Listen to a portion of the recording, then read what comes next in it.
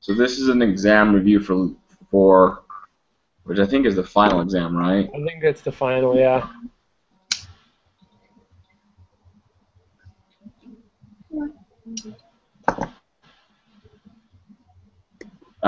So yeah, it covers all the stuff from the very beginning.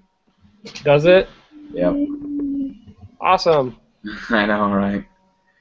I've kind of worked through some of the first few. I got the first 5 questions answered. Okay. Then after that, we're gonna have to kind of do some reviewing stuff. But number 1's really hard. It says we have 2 attempts. I know, I saw that. So does that mean we could just go through and answer it wrong and then... I don't know. Or does it show you... Do these review ones show you which ones you got wrong? They usually do. Yeah, the group meetings usually do. Interesting. So on number 2, tell me what you all think, but I think it's just the first one.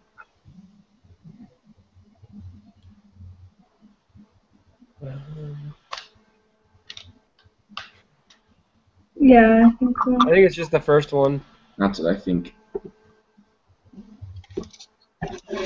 And number 3, I put the third one. An observational study because the students had no control over the price of individual cereals. Yeah.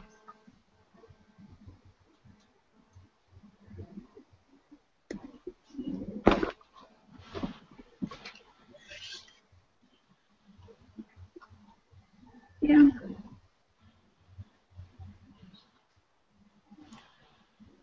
For Math 121 project, one group of students study the ages of students and campus, they collect data from random.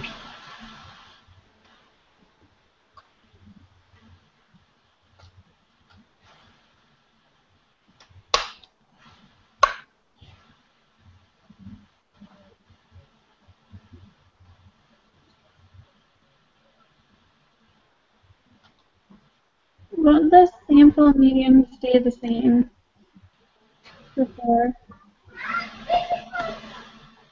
It's not the mean.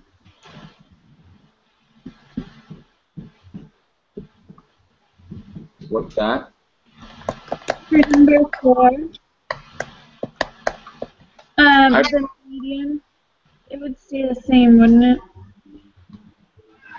But it's not the mean. Yeah, I don't know. I was going to say it's not possible to determine without the full data set. Because Yeah. like the median is just like the middle number, isn't it? Yeah. I didn't realize that. I was going off of the 5 numbers. I didn't realize the ID said number 99. But yeah, I don't think you can know that without knowing everything.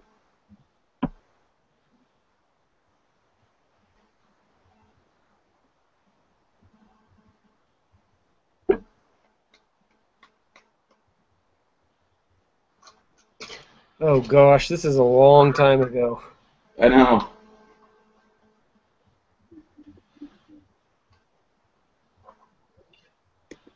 Okay.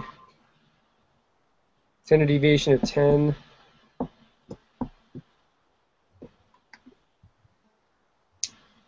So it's 2 standard deviations away. So it's under 50. So 95 is 2 standard deviations away. So if you split that in half, I think it's 2.5%.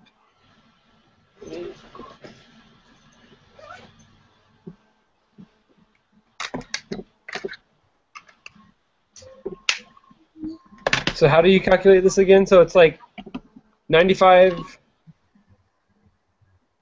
So 68% are within 1 standard deviation, and 95 are within 2 standard deviations.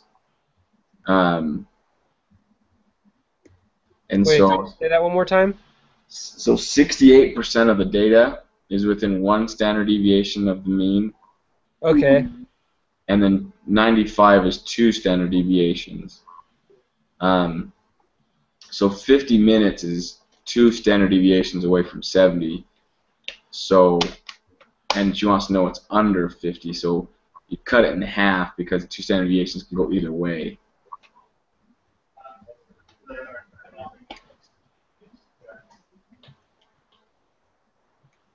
So what did you say? I said 2.5.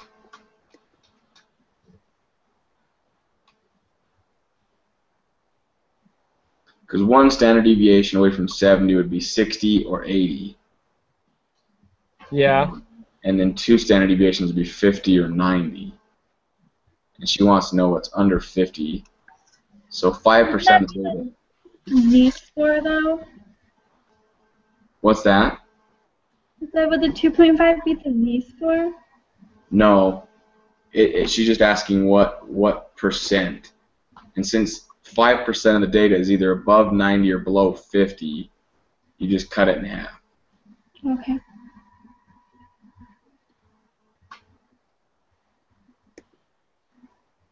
Okay, let's see. The scores on the LSAT are approximately normal with a mean of 150.7 and standard deviation of 10.2.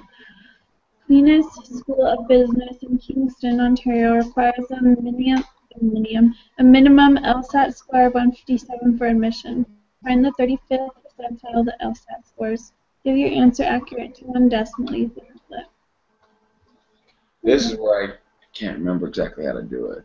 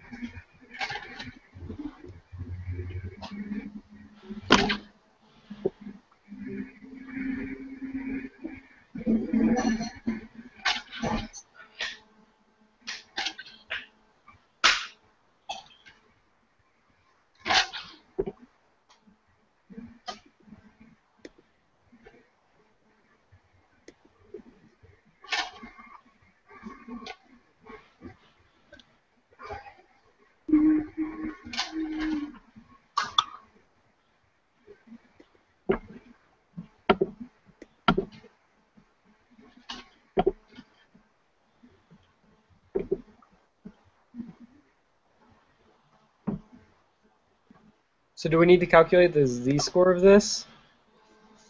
I think so. I remember that on top you do like the one that you're doing, the 150. Z-score, you take the mean minus your sample. Let's see, computing the z-score, let's see. The value minus the mean divided by the standard deviation. Yeah. So would it be the 150.7 minus 157? I think it's 157 minus 150.7. Value minus the mean Okay, so you're divided by the standard deviation. And then we divide by the standard deviation. Mm-hmm. So where does the 35th percentile? That's what I don't know.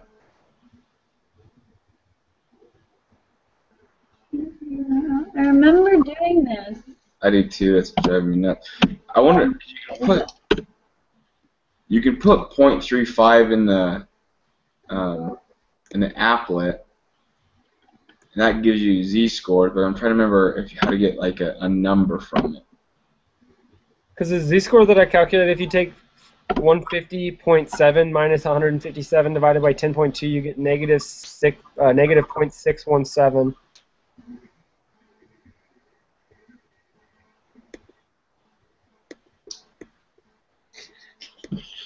Man, there's a lot of stuff crammed in my brain right now. Mm-hmm.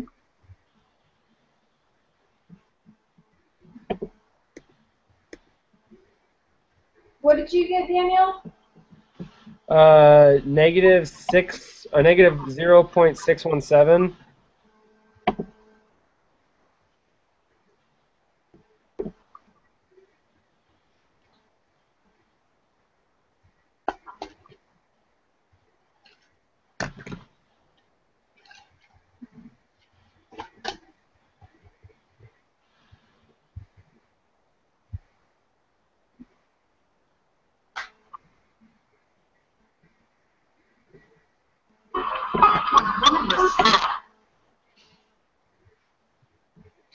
Don't worry, it's just stupid advertising pop-ups.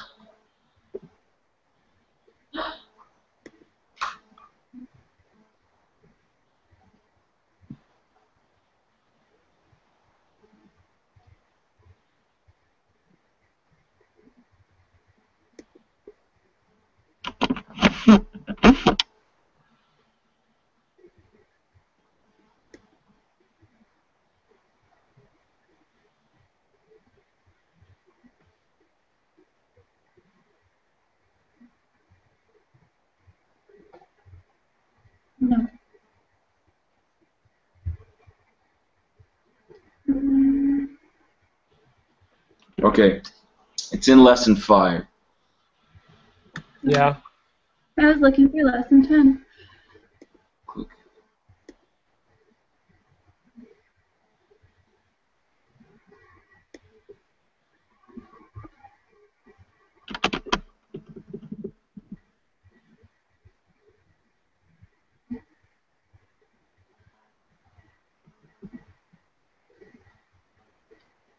Okay, so what we're going to do is type in 0.35 in the normal probability applet, and that gives us a z-score of 0.935. So we're going to take that, and then we're going to multiply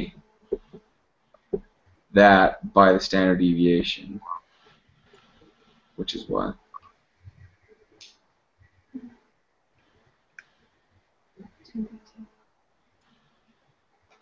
And then after that,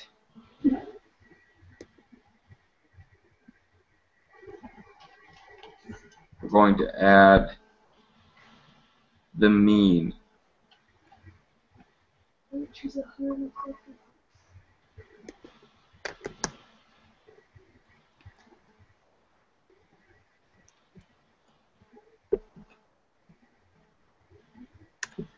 But I think we got to put a negative z-score in, though. What did you get? Hold on one second. I'm going to fix something.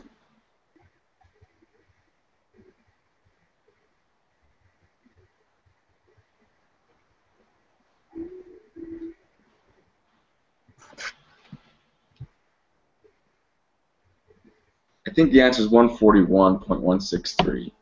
I got 141.2 because I rounded. Oh, okay. Yeah, it does say One more that. time, what did you get for number 5? What percentage? 2 something? 2.5. Okay. Okay, cool. Dermatological researchers are studying skin cancer among 64.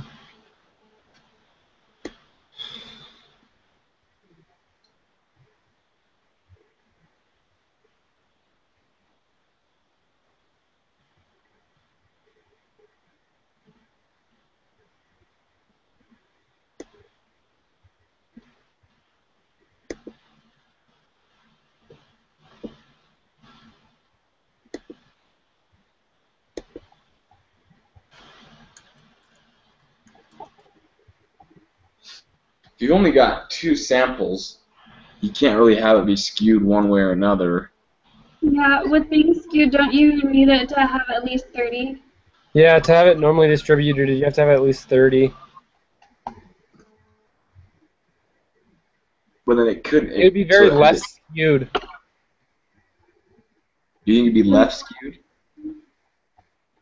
Because if your things are getting bigger, the further you go right, and you only have 2 samples, your distribution is going to be very to the left.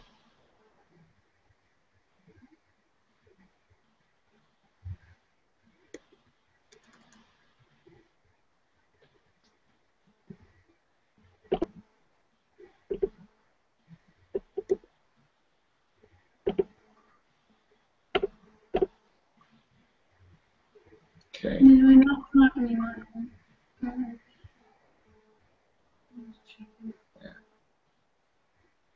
Alright, it says tanker trucks are designed to carry huge quantities of gasoline from refineries to filling stations. A factory that manufactures the tank of the trucks claims to manufacture tanks with a capacity of 8,550 gallons of gasoline.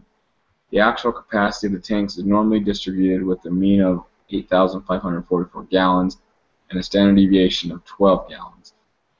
Use this information to answer questions 8 and 9. Can we just go back to the finding the z-score when the sigma is known, or standard deviation is known?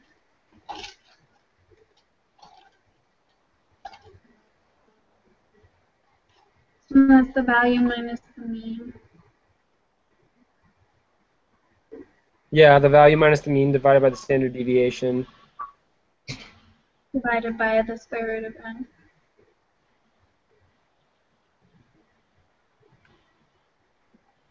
Find the z-scores corresponding to a sample capacity. I got 0.5.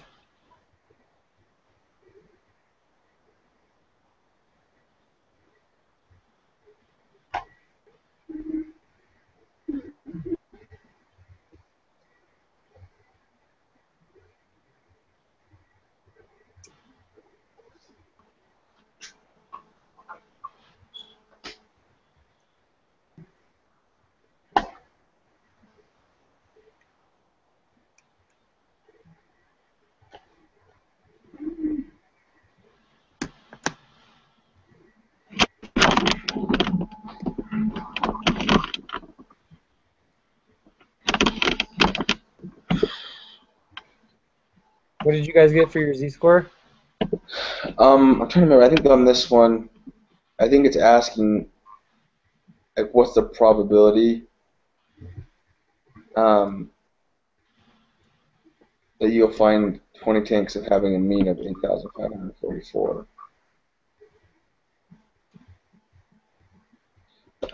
So did you just go 8,544 minus 8,550? Yeah. And then divided by 12.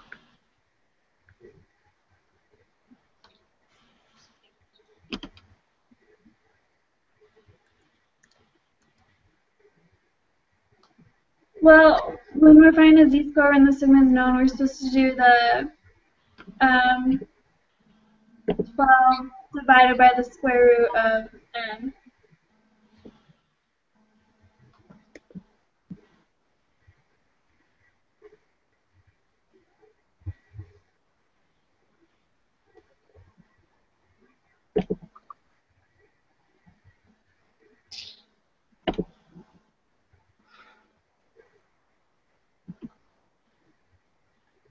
In the examples from lesson 5, it doesn't have us dividing by the sample size yet.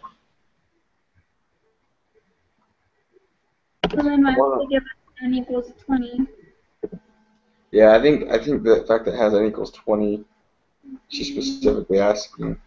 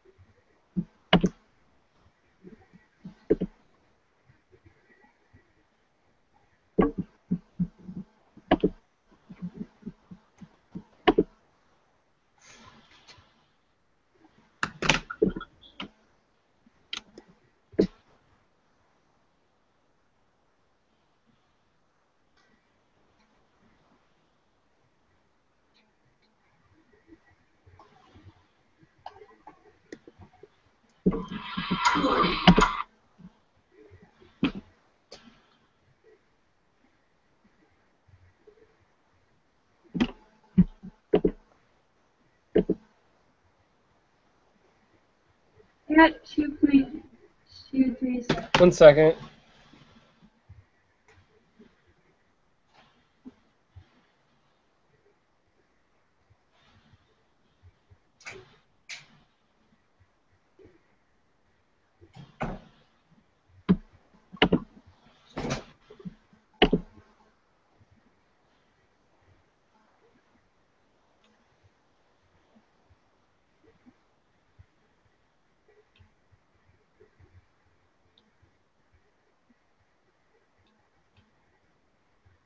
What did you say you got, Megan?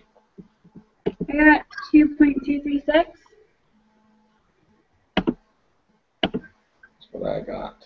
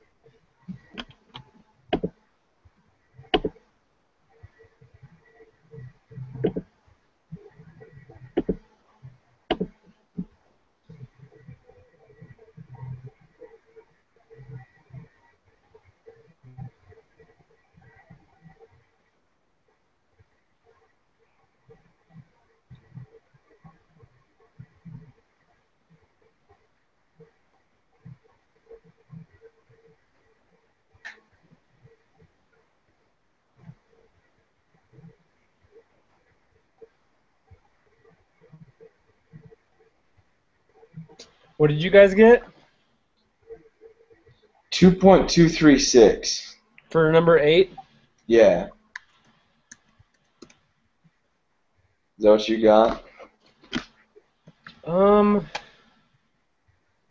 second. My calculator is showing it in a different notation. Yeah, I had to do it on the computer.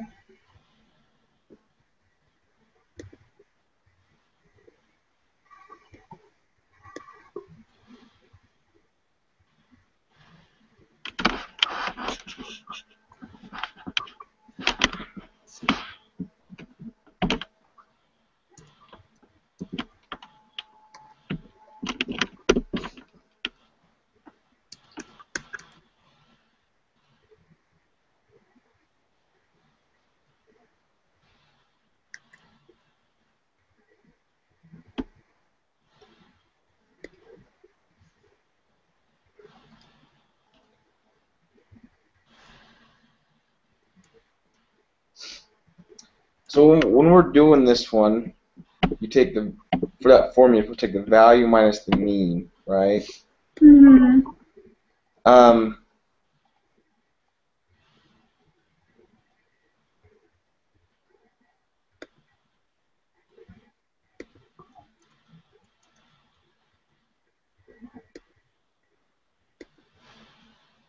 So the mean is 8,544.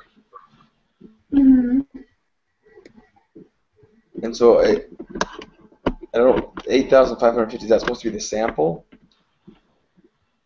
Because that doesn't make sense.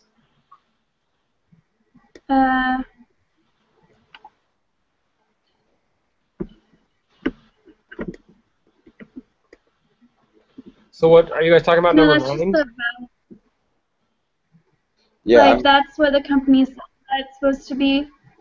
And then the 8,544 is what they found, like the sample mean. Yeah. Trucker tank designed to carry quality of gasoline from this factory.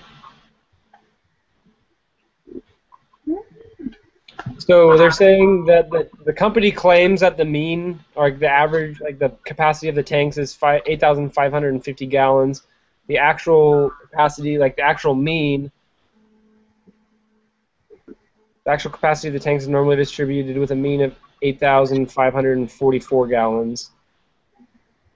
So we would take that number, 8,544 minus the 8,550, then divided by this standard deviation and the mean, the square root of the mean. Square root of the sample size.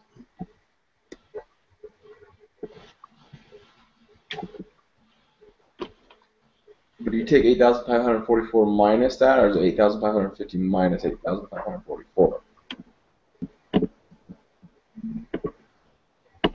Because in the reading it says it's the value minus the mean.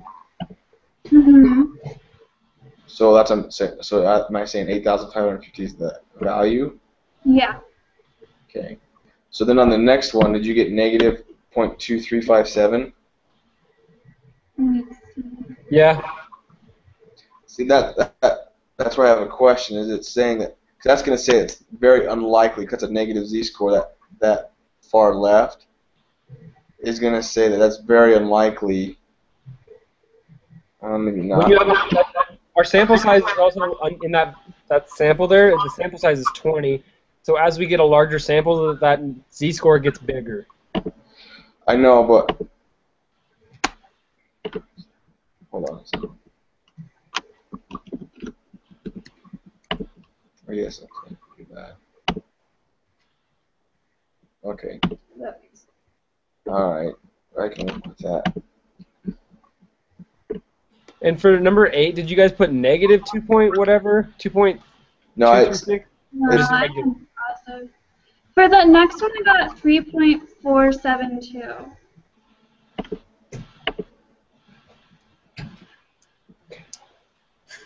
But I didn't put it in the app.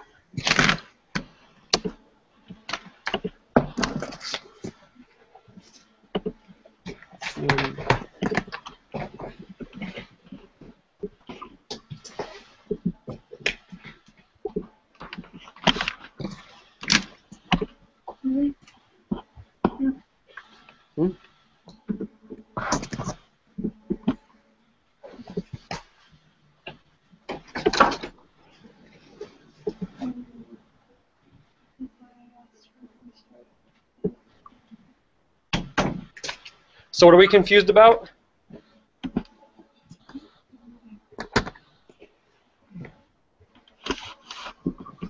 Megan got a different answer on number 9.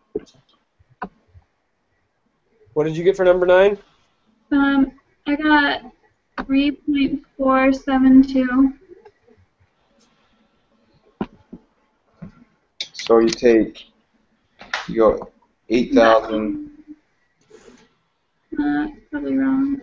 8,540 minus 8,544, and then divide that by 12 divided by square root of 50. Yeah, I'm getting. I did the 8550 minus the 8540.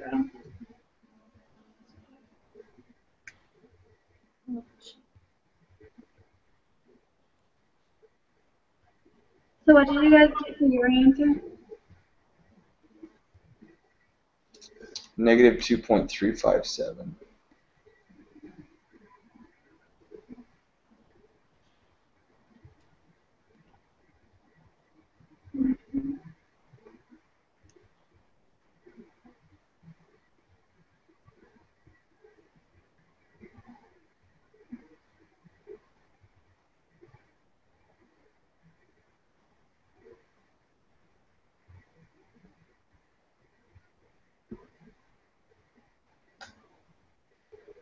Maybe we should come back to these in a second or something. Yeah. Or if we have 2 tries, we could see. That's right. Agreed.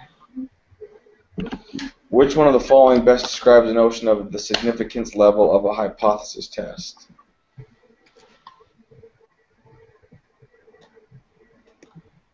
Is it 3? The probability of rejecting the null, whether it's true or not. I think so. So C. Yeah.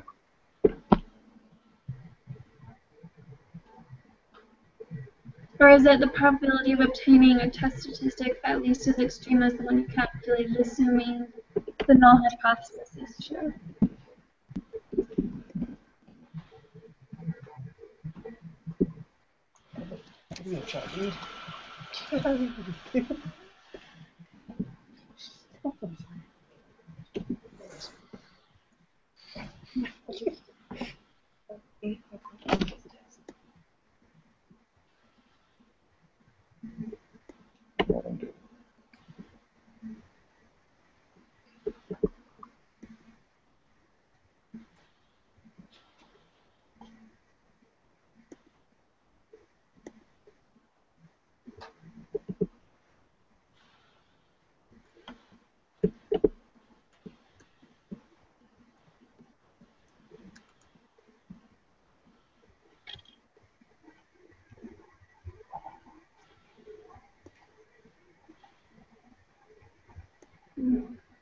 also think it's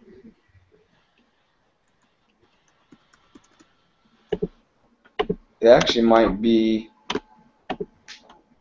A. Probably a type 1 error. I just Googled it. I mean, we can go back and read the stuff, but it says the significance level.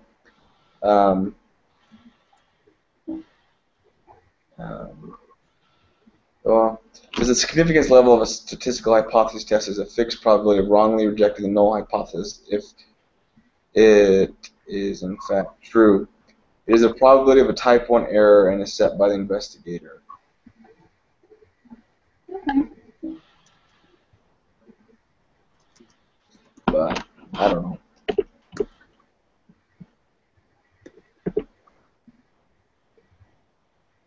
Sounds good. But I think it could be the extreme one as well.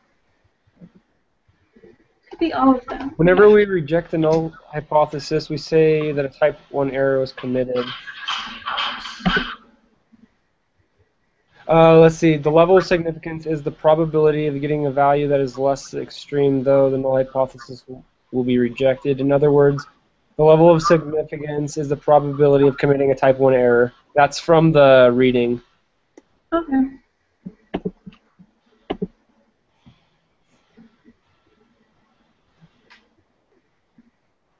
So which one did you go with? I went with A. Yeah.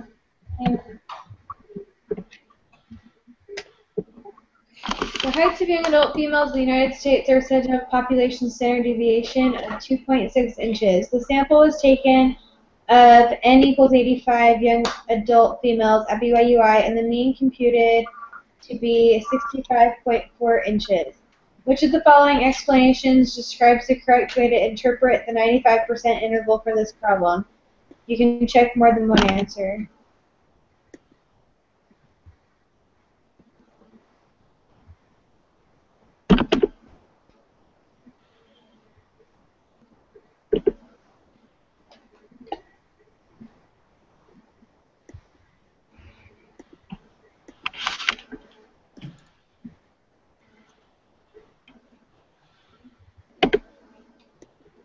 I think it's the B, C, and E. That's what I thought too. B and what? It's B as in boy, C, and E. So number 2, 3, and 5. Yeah.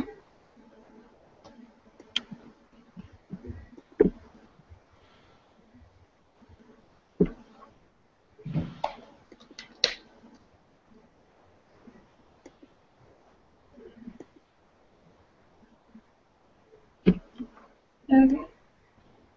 Marine biologists have been studying the effects of acidification of the oceans on weights of male beluga whales in the Arctic Ocean. One of the studies of 16 beluga whales. The researchers want to create a 95% confidence interval to estimate the true mean weight of male beluga whales. Their data follow a normal distribution. The popular standard deviation of weights of male beluga whales is 125 kilograms. And the researchers feel comfortable using this standard deviation for their confidence interval. Are the requirements for the use of a confidence interval met?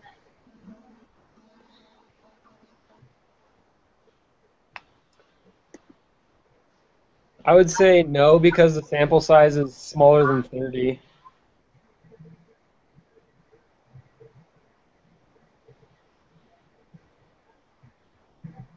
Yeah.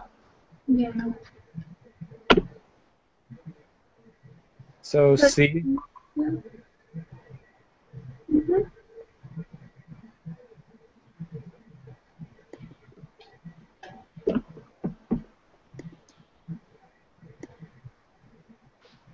An investor with a stock portfolio worth several $100,000 sued his broker and brokerage firm because he felt that lack of diversification in his portfolio led to poor performance for many years in a row.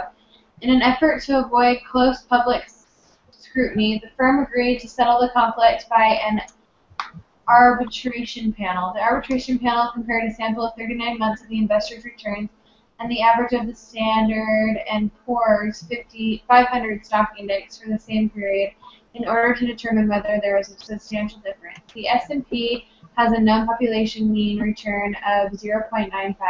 Suppose that you are a member of this arbitration panel. Conduct a hypothesis test to determine if the investor's portfolio performs significantly worse than the performance of the S&P 500.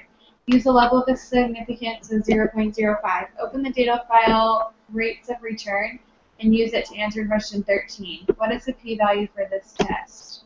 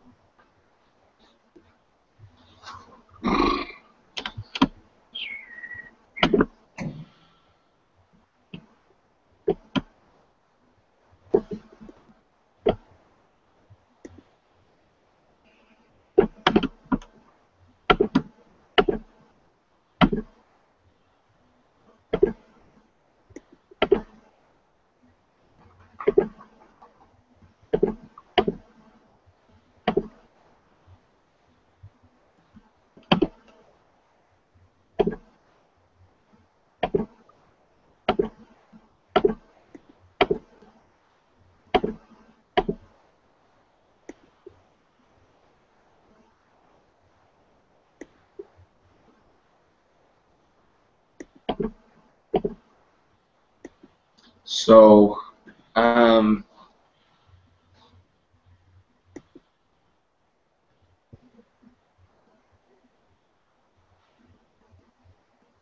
My computer just froze and closed out of everything. sweet. Yeah.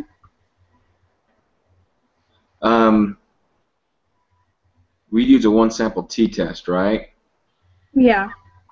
Okay, so I put that in the Excel, and it gives me a p-value of 0.872. I just need to pull up the data stuff still. My computer's freaking out. What's the name on the data file? Rates of return. Rates of return.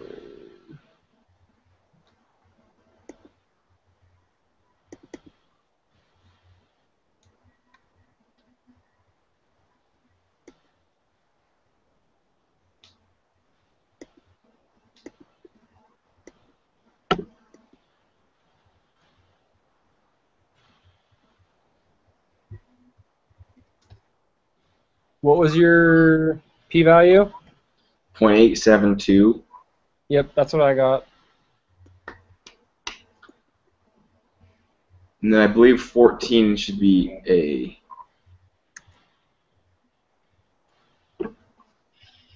A financial economist is studying married couples in both spouses work. Want to compare the mean income earned by husbands with mean income earned by the wives.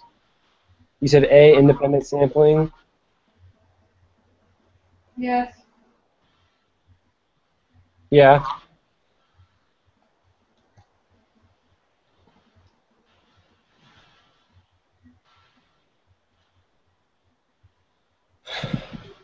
I'll read 15. Pressures of supply and demand act directly on the prices of airline tickets. As seats available on the plane begin to fill, airlines raise the price. If seats on the flight do not sell well, the airline may discount tickets or even cancel the flight. Allie Henrik, a BYU Idaho student, wanted to determine if there's a difference in the price of tickets listed 90 days before a flight compared with 14 days before the same flight. In her study, she compared the prices of one-way flights from London's Heathrow Airport to various destinations in Europe using Travelocity.com. She recorded the lowest published fares for 90 non-stop midweek flights 90 days in advance, and then found the lowest published price for the same destination, again 14 days in advance. The prices in US dollars are given in the file direct flight costs. Notice that for some destinations the flight were not available. Use this information to answer question 15 and 16.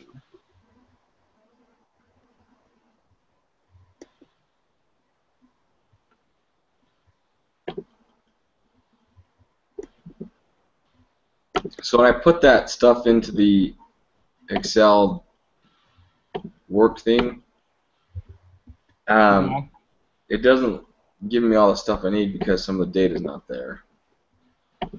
What did we get for 13 and 14? 13 is 0.872 and 14 is A. Okay. For some reason, the iLearn wasn't opening up for me. For this one, would you use a paired sample t-test or two sample t-test? Paired sample. Okay.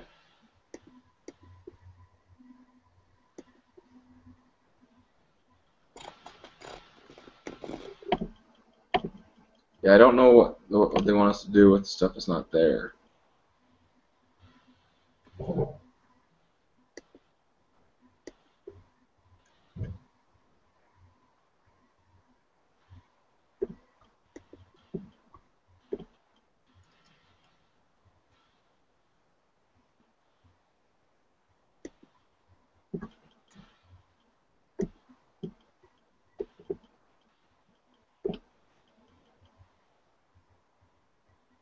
Remember Cambria and I did this when you weren't here and we did not do well on it.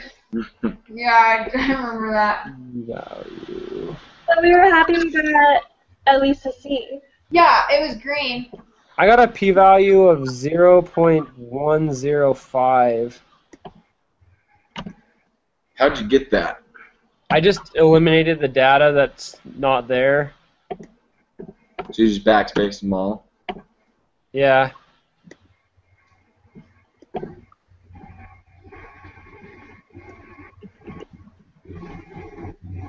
Kind of annoying.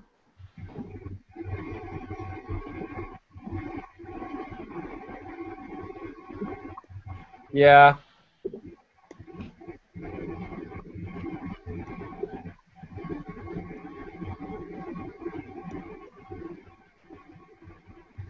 So my p-value is 0.153. See, I went through and backspaced and my p-value is 0.095. I just completely deleted those cells.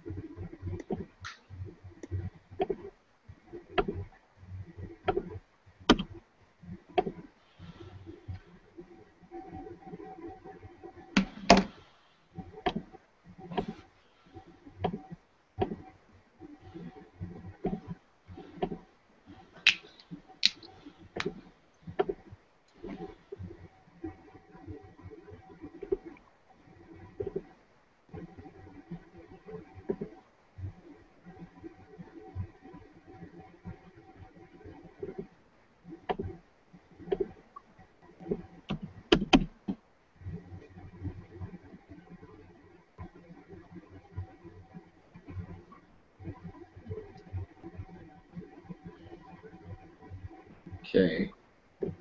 So you got, what'd you say you got point what? 0.153.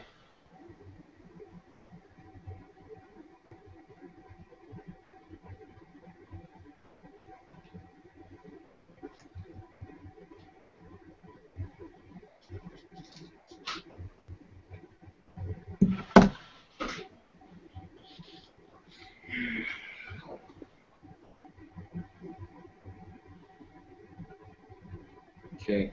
So in that case, you reject the null, right? Yeah, I think it would be A, saying that there is a difference because the I said p-value. A, yes, because the p-value is greater than the level of significance.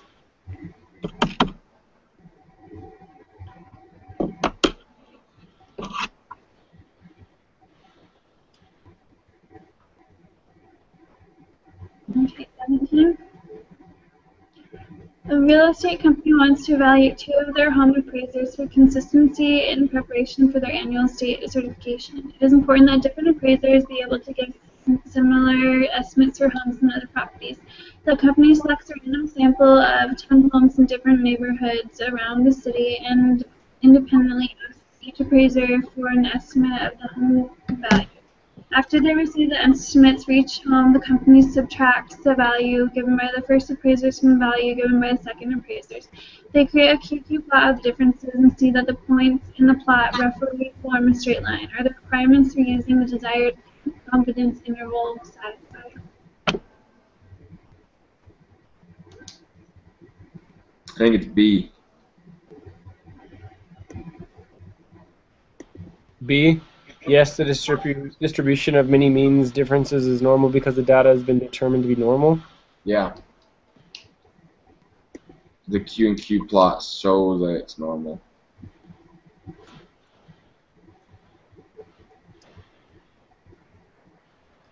What do you say, B? B, yeah. Verify the requirements have been met. The requirements for this procedure are the same as the requirements for the one-sample t-test. The data represents a simple random sample of the population. The mean of the differences follows a normal distribution.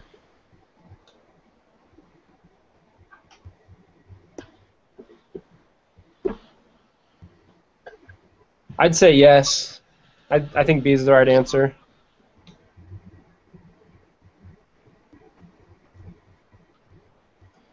Okay, so 18 says, now suppose the company of the previous item wants to use a hypothesis test to determine whether the estimates given by the 2 appraisers are different. Which of the following would be the most appropriate pair of hypothesis tests for such a test?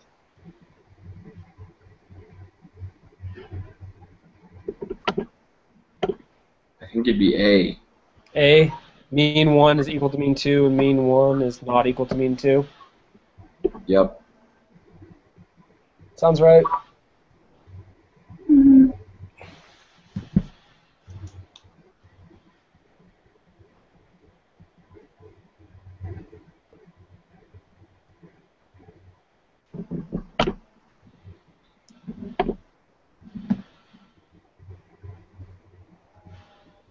Number 19. Suppose you create a 95% confidence interval for a mean and get negative 2.346 and 8.775.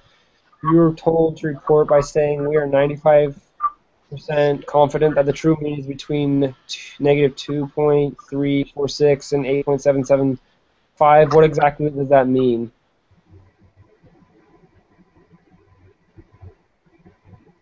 I think it's the last one.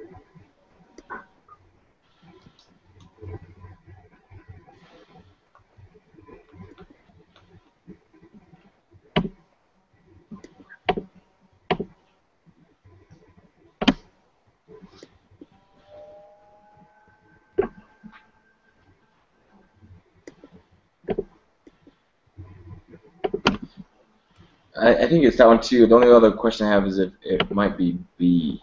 I remember reading about that one too. Remember, this is the one that we took. I remember doing this lesson and it was a pain in the butt. My question is, like, I feel like they're trying to trick us. Because it says 95% of all 95% confidence intervals, or there's like 95% of the sample mean. Yeah. Yeah. I get what you're Looking saying. at B also, but then there's like all 95% confidence intervals. Mm-hmm.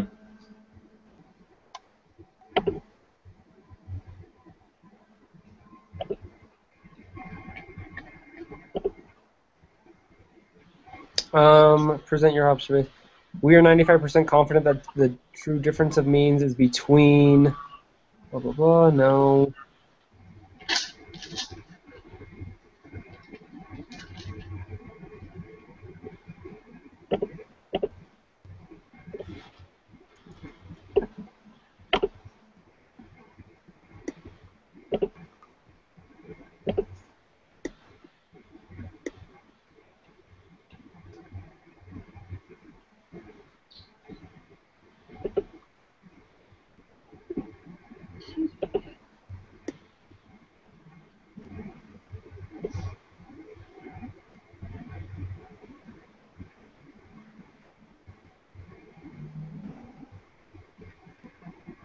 I think it is D.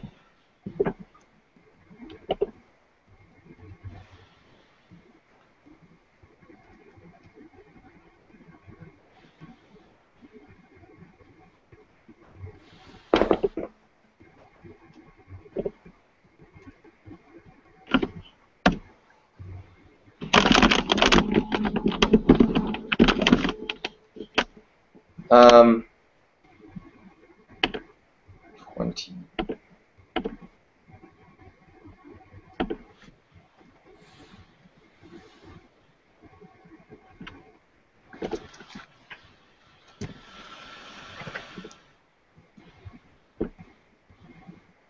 If P equals 4 over 5, what is the smallest value of n that satisfies the requirement for the normally distributed I P think hat? it's 12.5.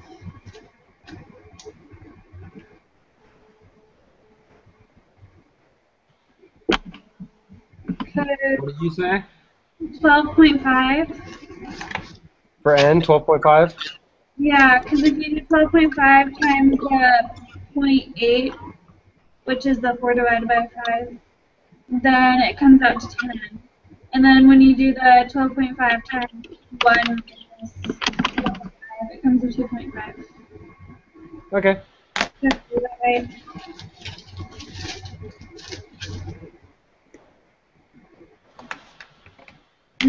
No.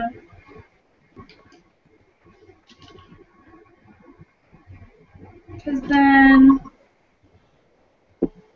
is that just that NP is greater than or equal to 10? But then that doesn't satisfy the N1 minus P greater than or equal to 10. In lesson 17, it says the requirements for a. That's a +4. Never mind.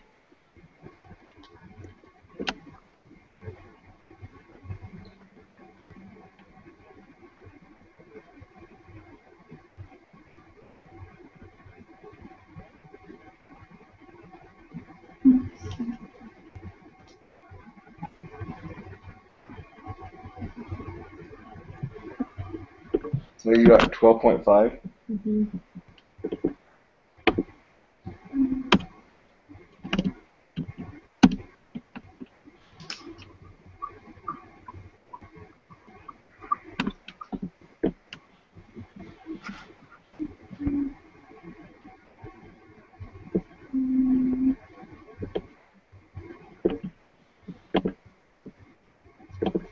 P could what?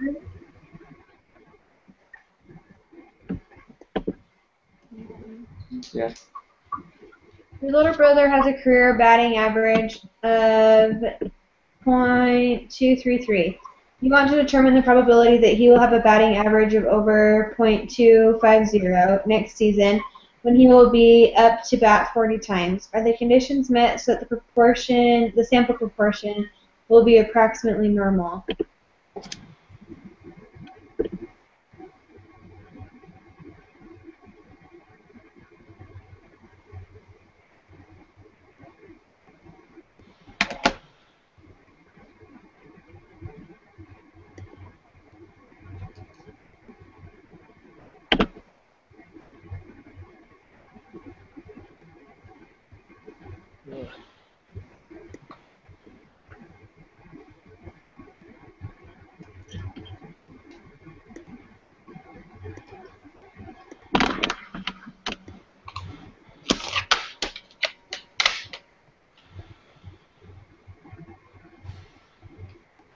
I think it's B.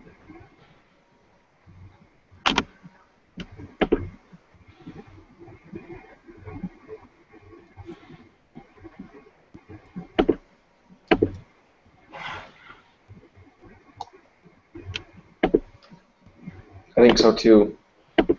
D, B. B. B. Yeah.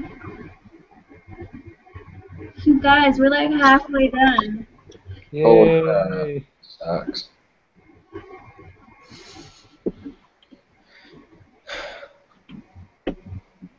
A geneticist takes a random sample of 140 gamete cells from the testes of a dog, determine the proportion which contain the chromosomes for development into a male. Assume the true proportion of dog gametes that contain the male chromosome is 46%. Use this information to answer questions 22. The geneticist conducts a survey and calculates p-hat equals 0.512. Which of the following is the most correct interpretation of this statistic?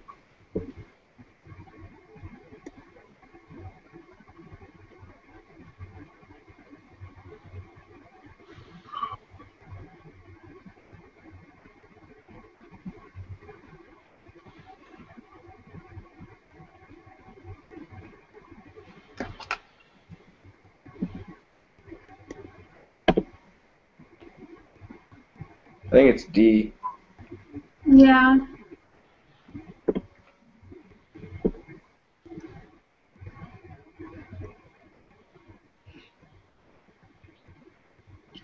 Okay. Researchers published a study in which they considered the incidence among the elderly of various mental health conditions such as dementia, bipolar disorder, obsessive compulsive disorder, delirium, and Alzheimer's disease. In the U.S., 45% of adults over 65 suffer from one or more of the conditions considered in the study.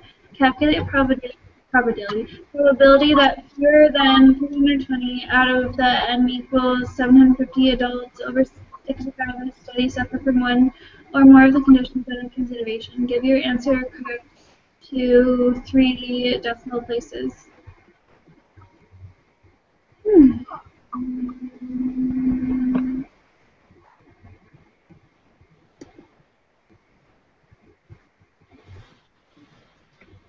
Is this just a matter of the 320 over 750?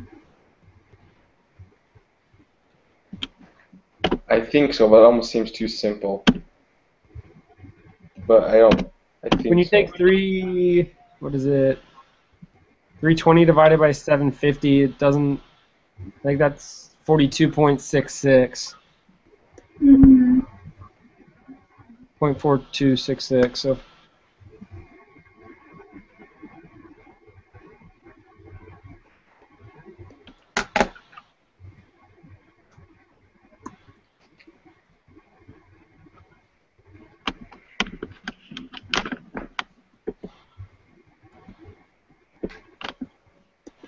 So we feeling good about that? Or do you want to? Yeah, I mean, I don't see any other way we could calculate it.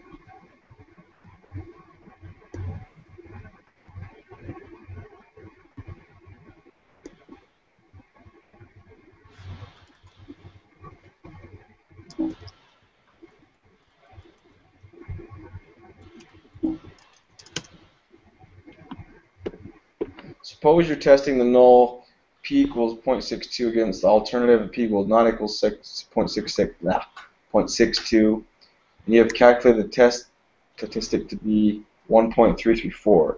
The area to the right of 1.334 under the standard normal density curve is 0.091. Which one of the following is the p-value of your hypothesis test? It's contagious.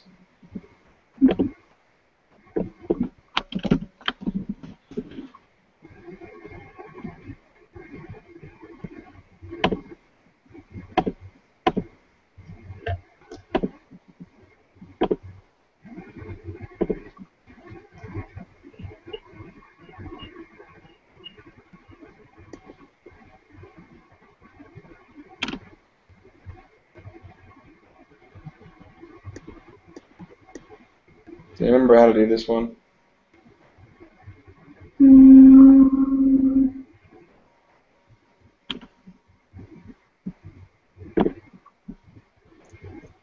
Wouldn't it be 0.091?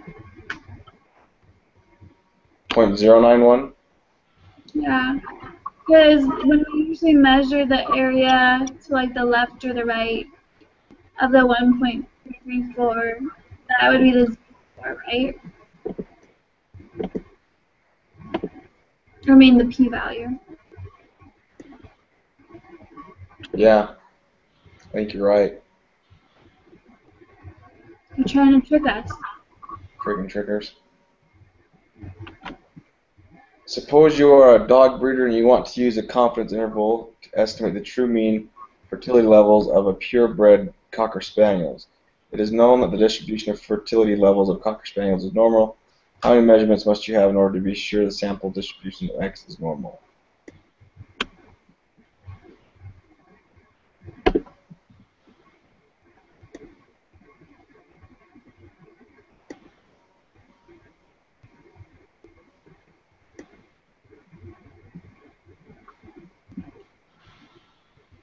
Isn't it A?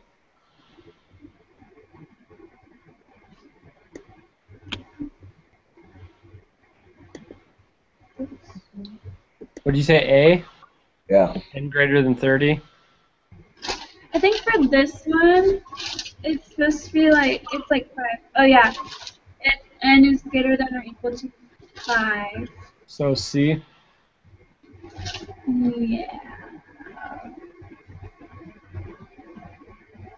What lesson is that under? I'm trying to check. I know.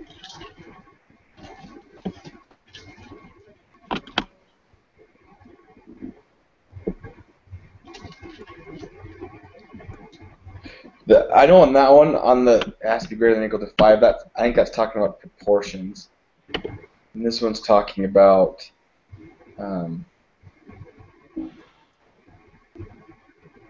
the mean.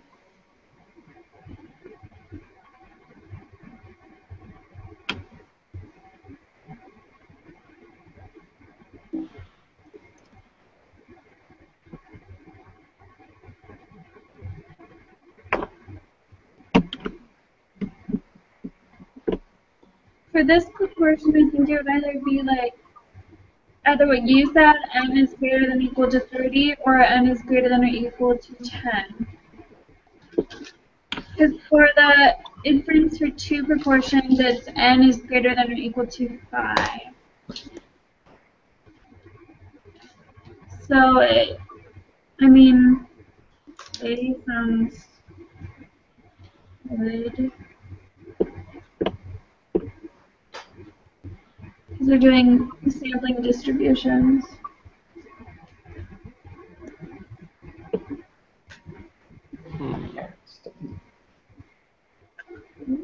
And study. Doesn't.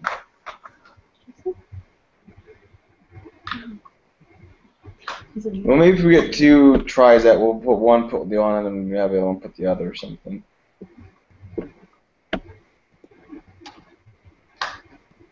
Oh, lake crap.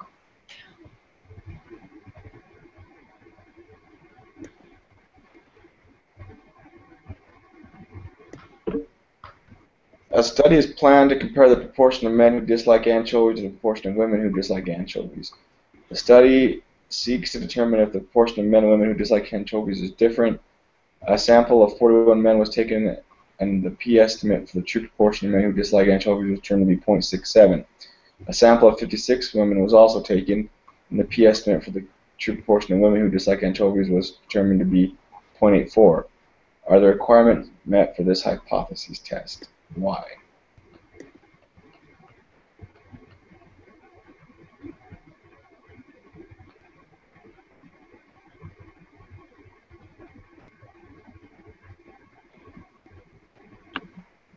Is this the one that you were just talking about? It has to be greater than or equal to 5?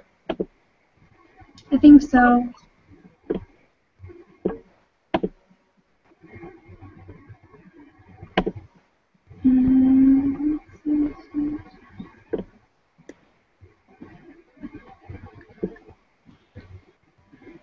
Looking back over past assignments, like one of them, it says, how many measurements must you have in order to assure that P, whatever is normally distributed, is NP is greater than 10, and N, parentheses, 1 minus P is greater than or equal to 10.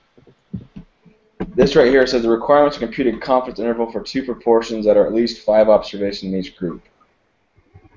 In other words, N1 has to be greater than or equal to 5, or N2 has got to be greater than or equal to 5. That's in lesson 18.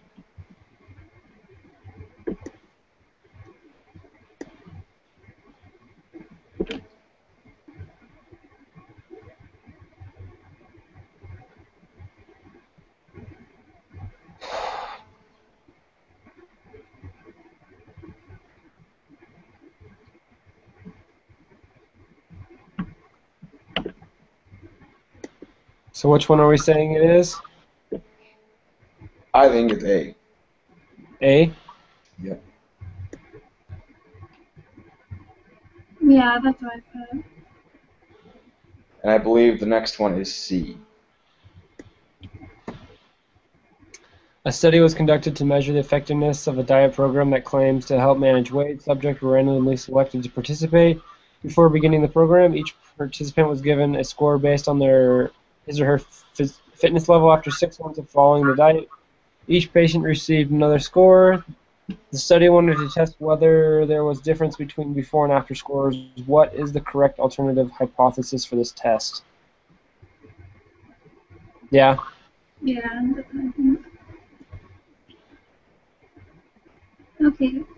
Weight Watchers wanted to predict how much weight a client would lose if they followed a prescribed exercise program in addition to their diet program. Volunteers were randomly divided into 2 groups. One group dieted but didn't exercise. The other group dieted and followed the exercise program. For the exercise group, they used linear regression percent compliance with the exercise program as the explanatory variable and pounds lost in 3 months as the response variable. One of the clients was told that his residual was 5.5 pounds. What does this mean? I don't know. I don't know.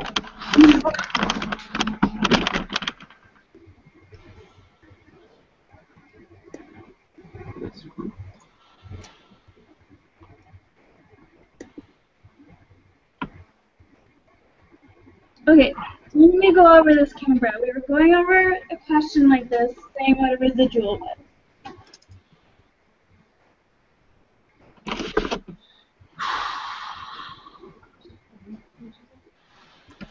What did you say, Megan?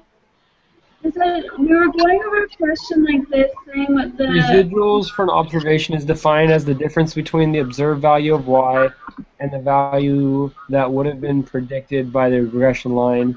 As an equation, it is expressed as y minus y hat equals y minus b0 plus b1x.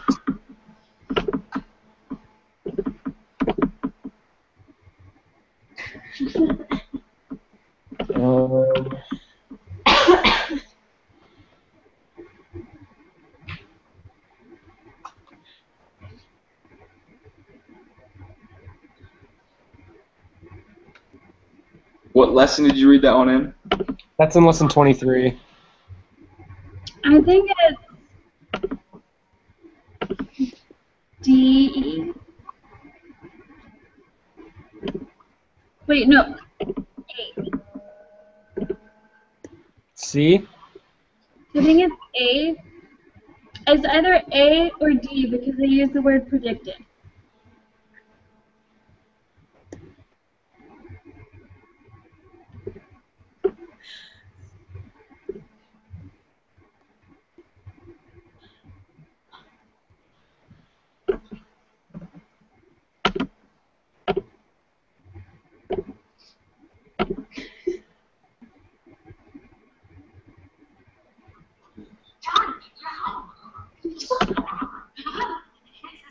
Don't worry, just another pop-up. Oh.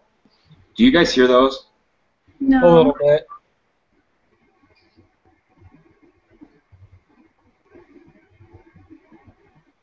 Okay, for the study in question 30, the B1 of the regression line was 5 pounds. Interpret this statistic. But we haven't done question 30 yet.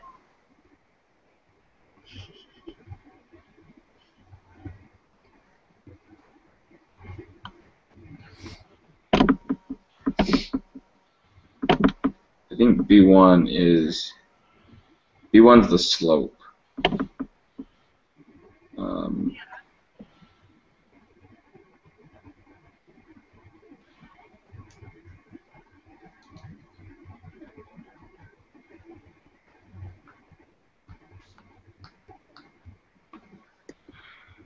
Oh.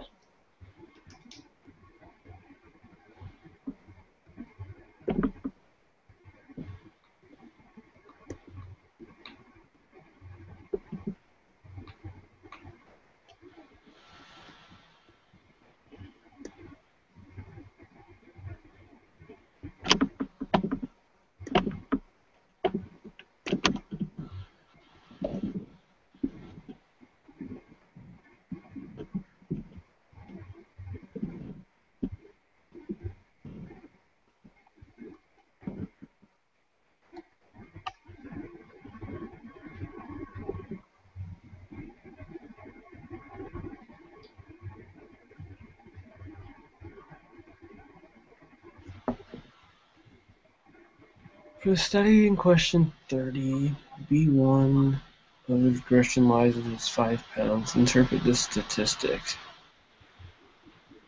I think I don't know.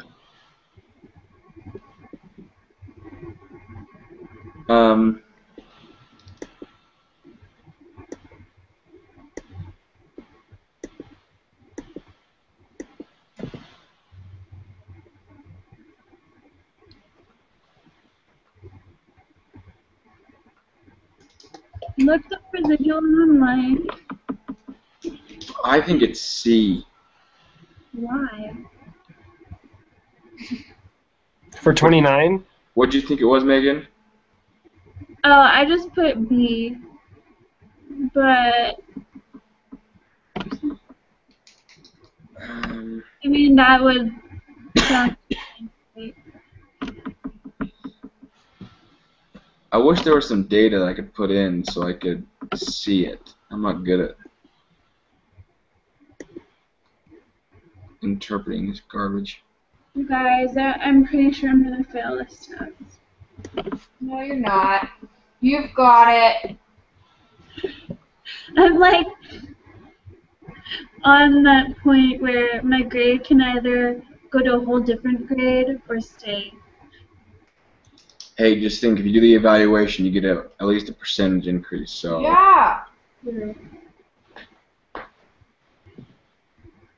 And I think we get 2 tries on this, don't we? Are we all agreeing on that? Yeah, and we only have, so technically it's 8 tries. But not really. That's true. Your nose goes, I'm going first. I mean, I'm happy to take the first blow, too. I mean, like, can't we add at least if it's in the green, we're good. I know, so I'll take the first 2 blows if that will satisfy Take the everyone. first blow. I know, that's what I'm saying. I'm happy to knock out 2 blows. So, You can't actually get to. what did we decide for 29? It's either got to be B or C. Okay. Let's go with C. Okay, let's move on. And for 28, did we pick A? Yes. Yeah. Okay. When creating a scatter plot, a residual plot, and a Q and Q plot, which of the 5 assumptions about linear regressions are being checked? Check all that apply. Oh, I wrote this down.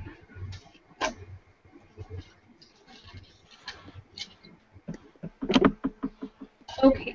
With linear regression, the linear relationship is between X and Y. In order to the hypothesis testing, it says The error linear term relationship of normally X and Y. The error term is normally distributed. The variance of the error terms is constant for all of X values. The x values are fixed and measured without error, and the observations are independent. So basically all of them.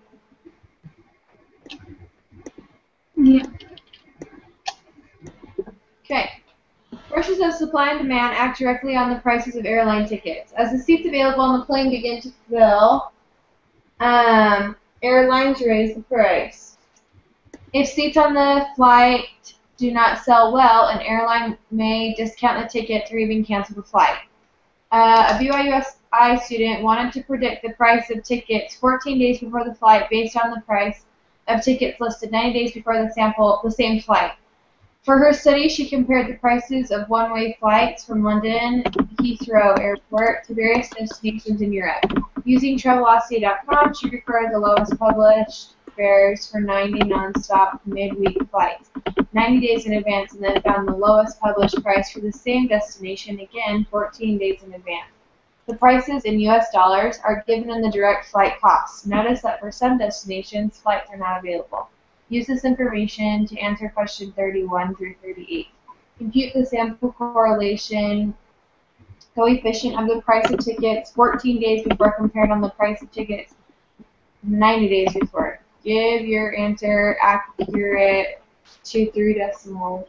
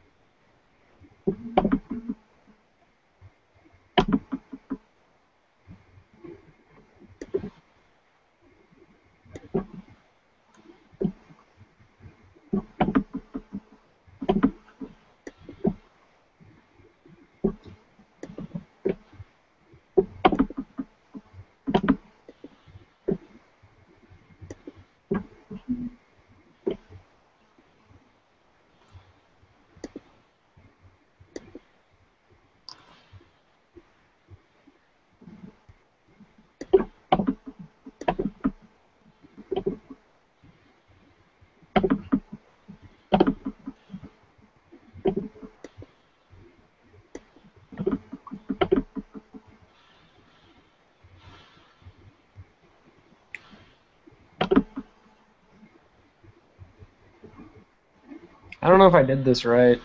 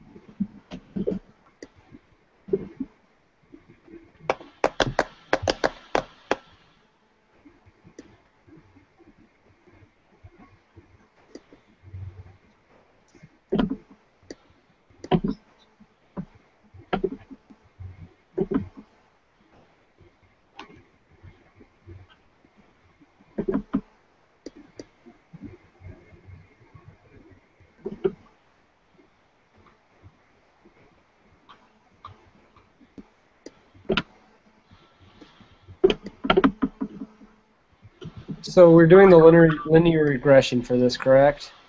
Yeah. And then do you use the 90 days as the...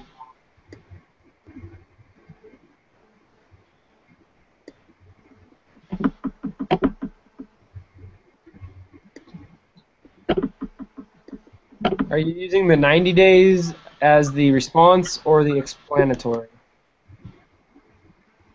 I just copied and pasted. I put the 14 days is the explanatory, and the 90 days was the response.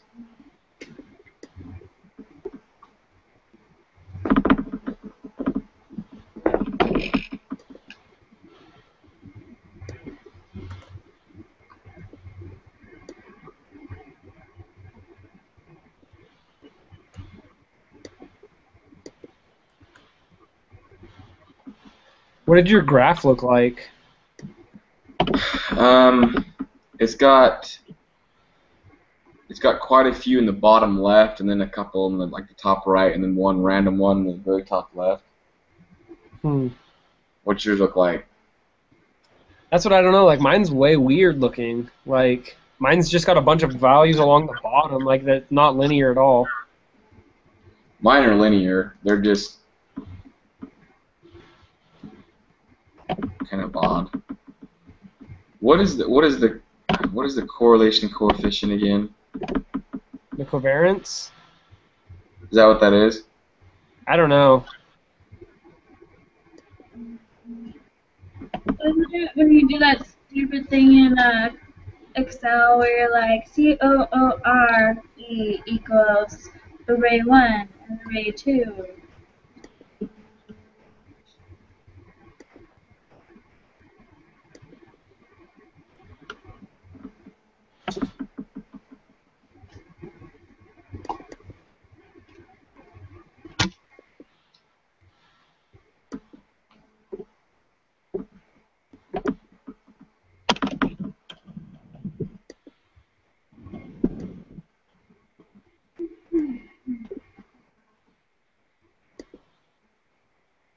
Let's see here.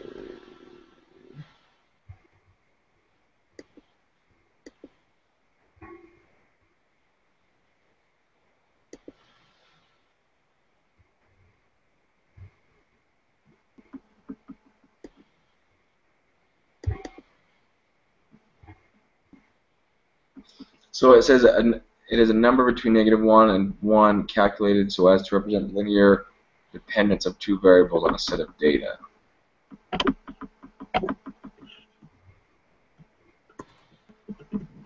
Oh, it's 0.806.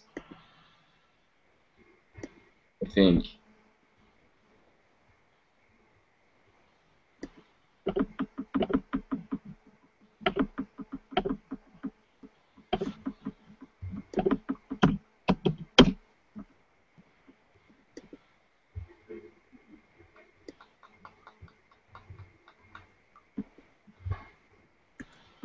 And 32, I think, is A.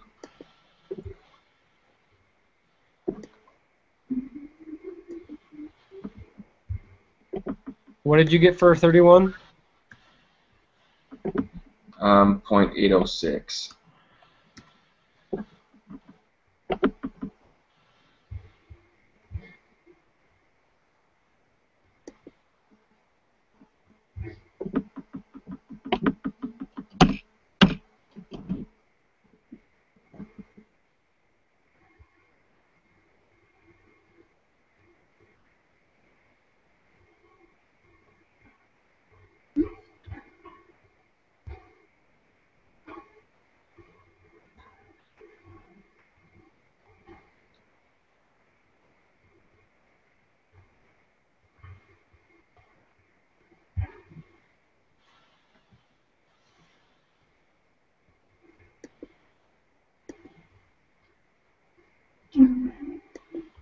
So 33 should be 41.313 and 0.820. 41.313 and what? 0.820. You're doing them way too fast. I just barely got it open. I'm sorry.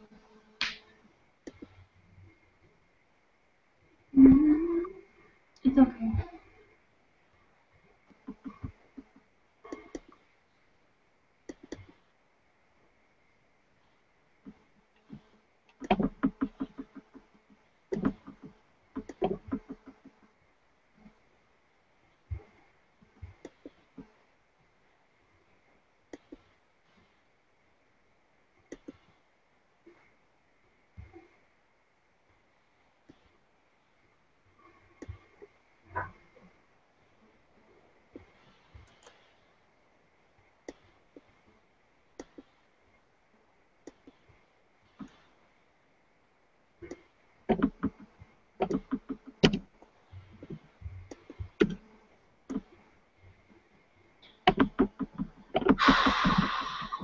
I think the next one's 205.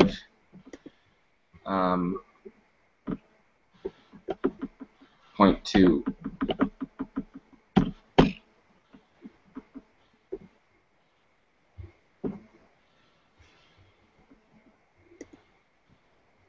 For 34? Yeah.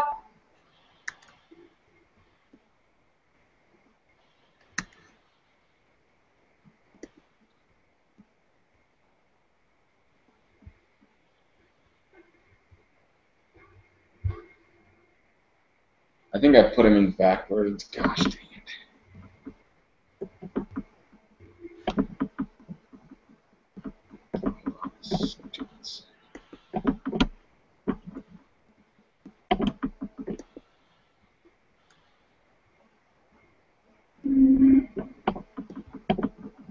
I might have done it wrong.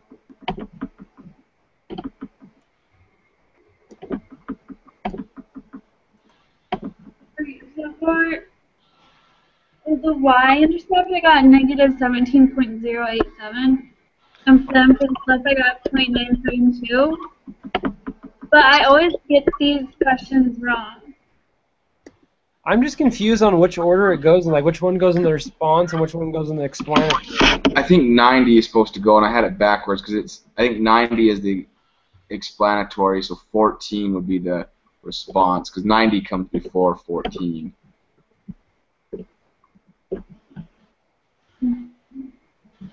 So though we had to go back and fix them. Number 31 should be 0.846.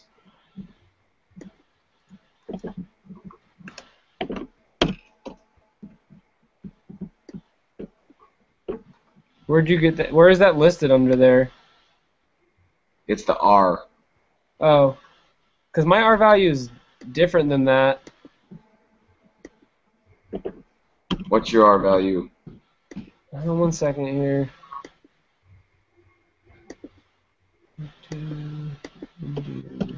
Value 0.782.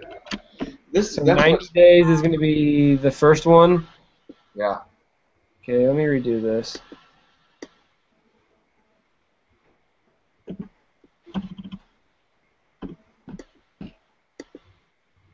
Oh, man.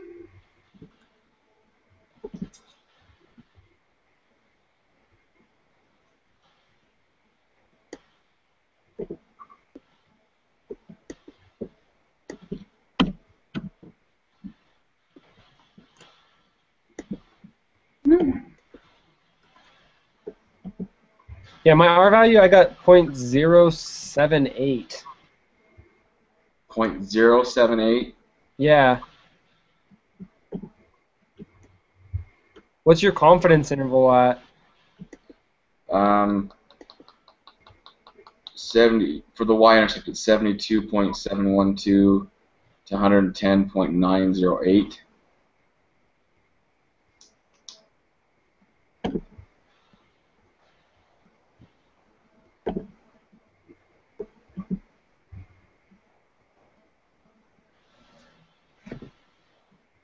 I'm not sure, because mine doesn't look linear at all. Like it's all of my data is bunched up at the bottom of the. Microphone. What's yours look like, Megan? Okay, let me see.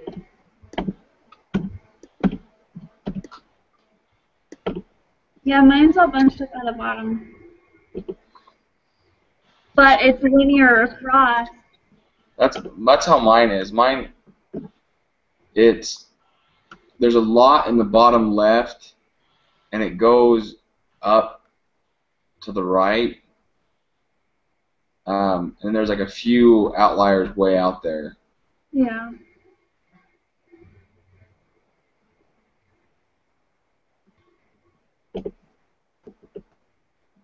Okay, when you're reading the coefficients for the y-intercept, do you just go straight across where it says b and then do like the number right there and then go down to do the slope? Yeah, I think so. I'll be right back. I'm gonna go grab a drink of water. I'll be right back. She's right.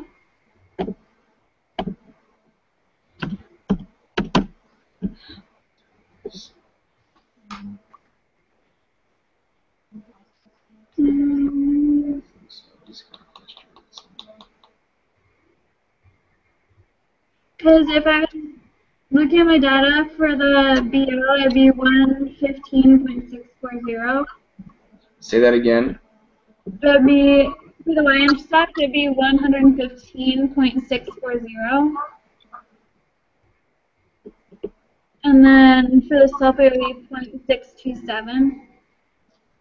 What did you do with the data that it wouldn't let you, that had no stuff in it? Did you just leave it in there? Yeah. And it still gave you numbers? Mm-hmm. I don't know what it wants us to do with that stuff. I took it out because the stuff before wouldn't let us do it without taking it out. Yeah. I don't know. I'm too lazy. I'm just gonna see if we can submit it, see what happens. Okay. So number 36 says choose the correct null and alternative hypotheses for this analysis. Alternative is the slope is equal to 0, or the y-intercept is equal to 0, the slope is equal to 0. I don't know what all that stuff means.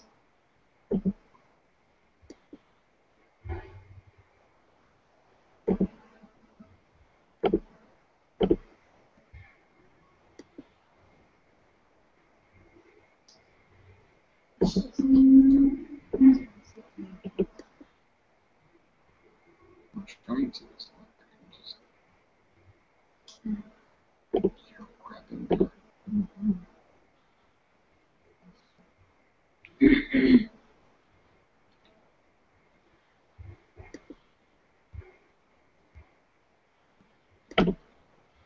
Oh my gosh. This has gotten old really fast. Holy.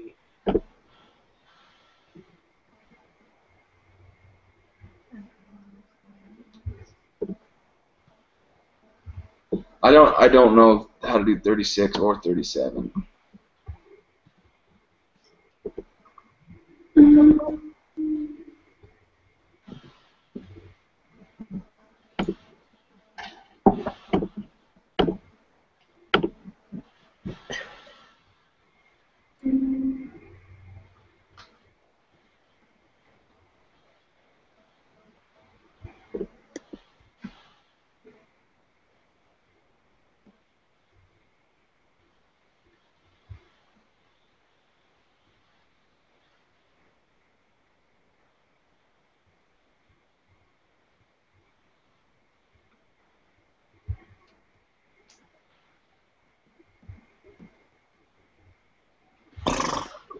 Yeah, this is confusing.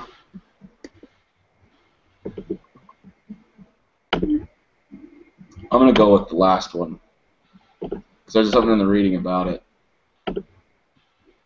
For 36? Yeah.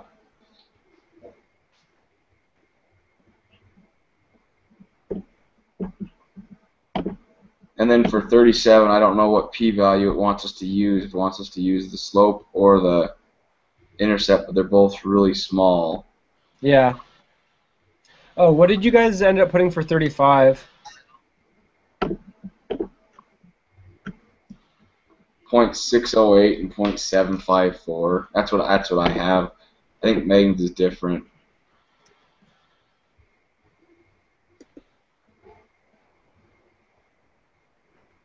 Yeah, 0.518 and 0.735.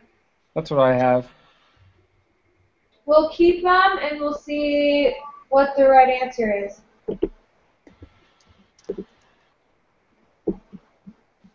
Guys, I don't want to do this anymore. She doesn't want to do this anymore. I don't know what t it wants. If it wants the intercept or the slope. Oh dear. This is that thing where you match those other tests. Mm-hmm. 1.0648 to negative 16.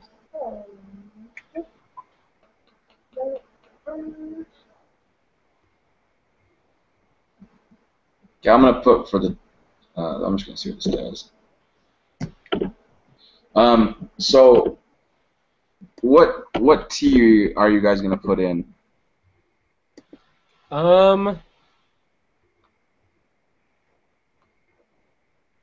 Are you gonna put the y-intercept or the slope?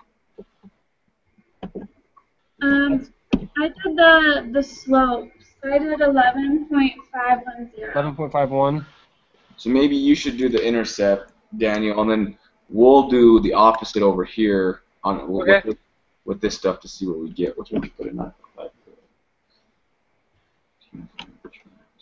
Would the p-value be you could consider it 0 just because it's such a tiny number?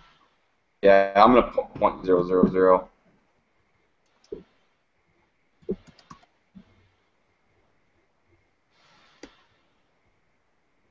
What decision do you make based off the p-value?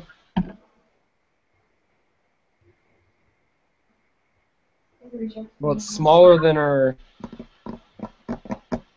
0.05, so I did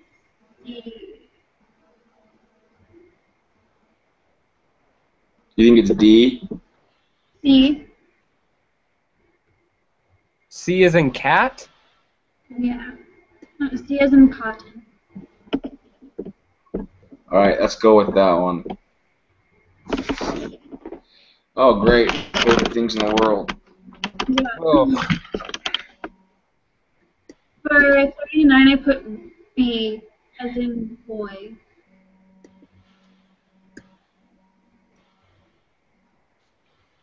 engineers at an oil refinery find out how easily gasoline evaporates by measuring its vapor pressure. As they make gasoline, they need to determine whether its vapor pressure is high enough. The standard deviation for vapor pressure of gasoline is made by a refinery is always 0.03 pounds per square inch. Which hypothesis test would be appropriate for this task? Did you say A? Yeah. Yeah. So close! Seriously. Watch, and then we'll get a bunch wrong and have to redo it. I don't even care. As long as it's green, Cambria and I are good. Seriously. An attorney wants to know whether the percentage of Walmart employees in Nevada who are over 45 years old is more than 30%. Which procedure would be most appropriate? Would it be F? I think so. A marriage counselor conducted a study of couples, categorizing each of the couples as communicative or non-communicative. Among other things, the counselor wanted to see whether the percentage of communicative couples whose marriage ended in separation or divorce was the same as the percentage of non-communicative couples whose marriages ended in separation or divorce. Which hypothesis test would be most appropriate for this study?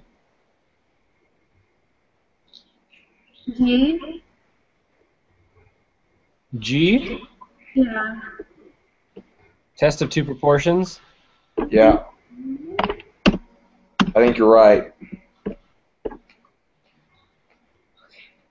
A A business marketing firm specializes in radio advertising. They hope to show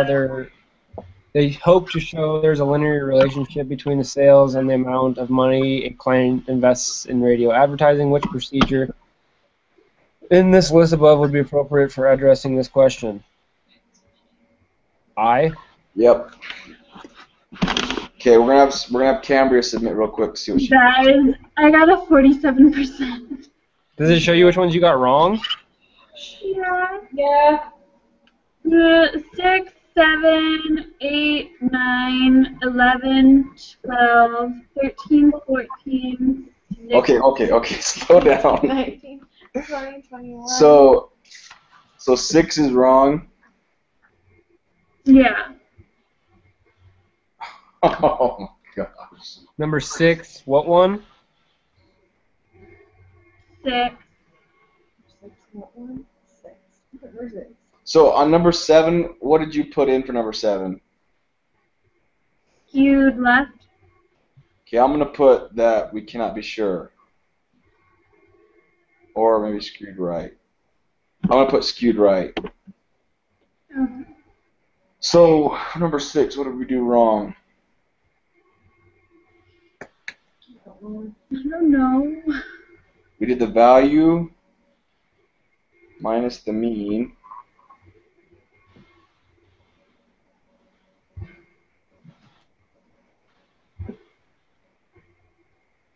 divided by.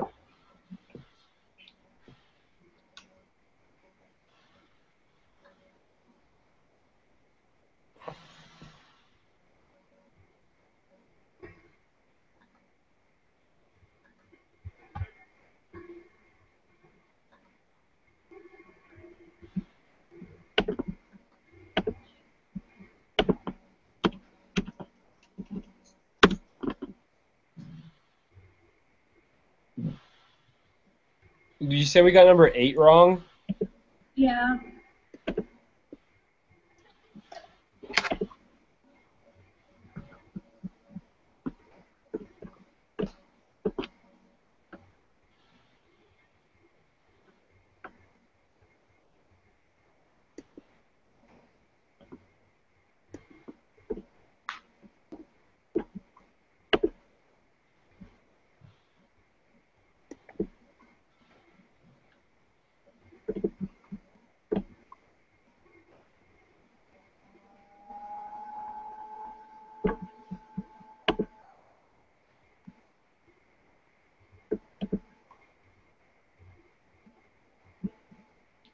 What lesson did we say we found that in?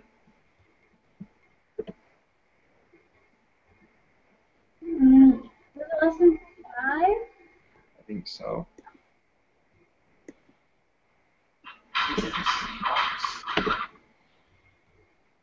Okay.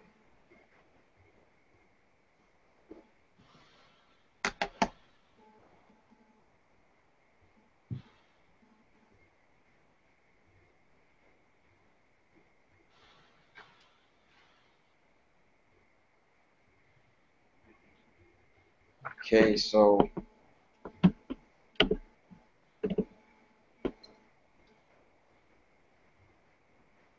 Kimberly, what did you get? For what one? 6? No, for your grade. A 38. Oh. Yeah. oh, Well, mine's higher than yours, so. Yeah, at least we have yours. You know, like the worst grade we could get is what you put. and yours. No, I mean, if we couldn't get any more right, we could at least get a 48.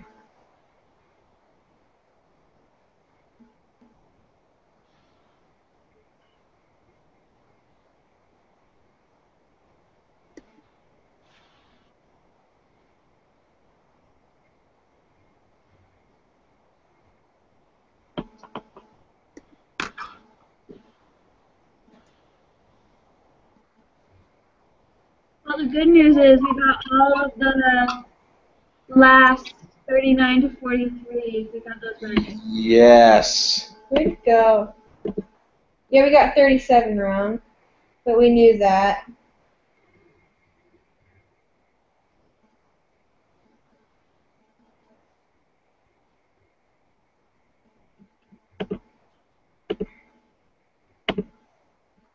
What did you put for 25, Megan? Hmm.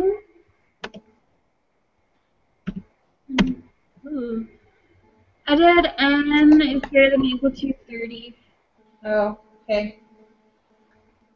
Okay, so number 6, I redid it, and I got a different answer. Number 6? Yeah. So I went back in the normal probability applet and put in 0.35 as a percentage again. I got a z-score of negative 0.385. So I times that by 10.2 and added 150.7. Got 146.773. So I'm going to put that in 146.8. You said we got 7 right, so I changed that to skewed right. You said we got 8 wrong. Yeah. I wonder if it's supposed to be negative.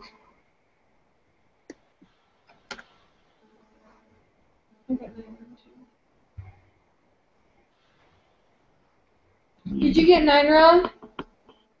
Yeah. Great.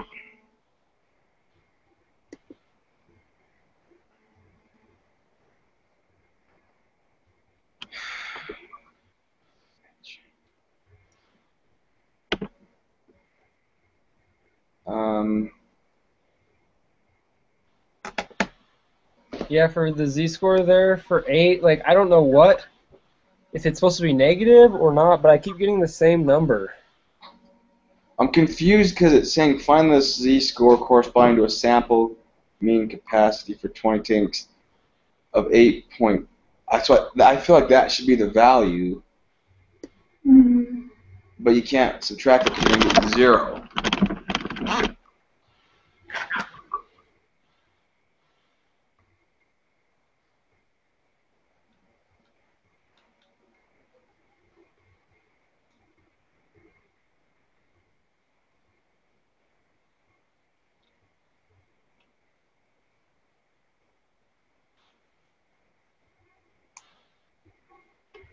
Mm-mm. No.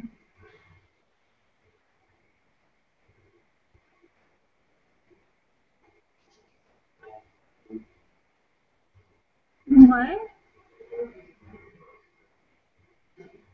We got 9 wrong as well. Yeah, I think we put it in as a z-score, but it's asking for a probability.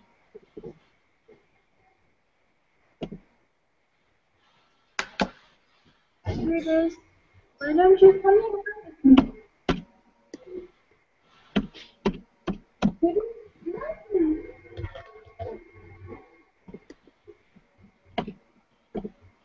Mm.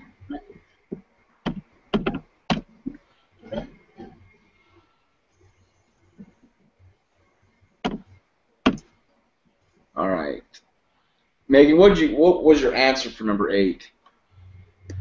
Um,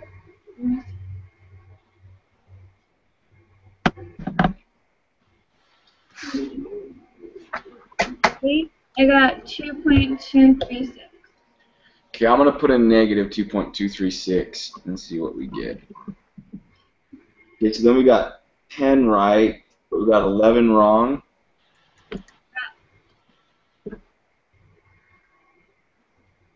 And we had marked B, C, and D, or E, right? Yeah. I'm going to take off the last one.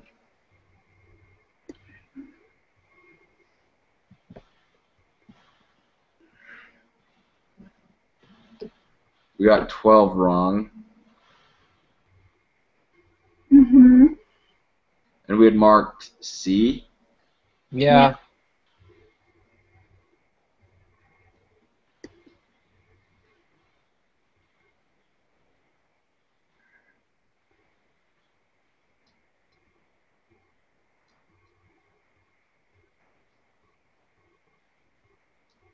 I'm going to say A because it says it does have a normal distribution.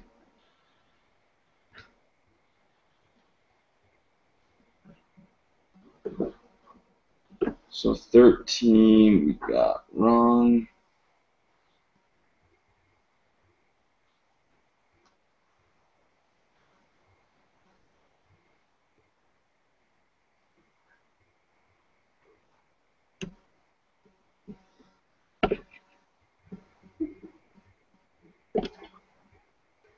Not a big fan of this right now. No.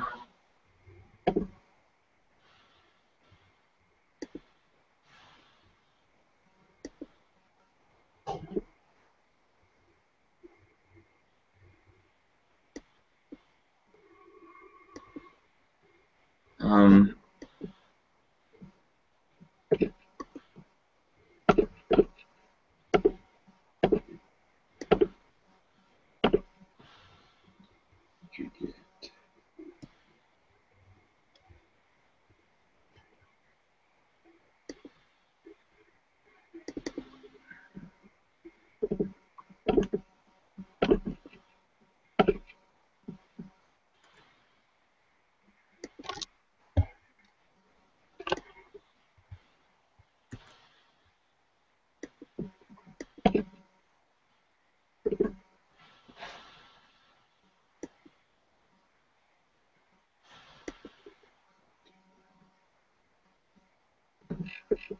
okay, for number 13, I'm going to put in 0.128. So change the test to less than. For 13, Yeah. 0.128. Yeah, that's what I'm gonna try. I'm gonna submit it, then we'll have you submit your next try, Okay. and then I'll do it after that. So 14 we missed. Um,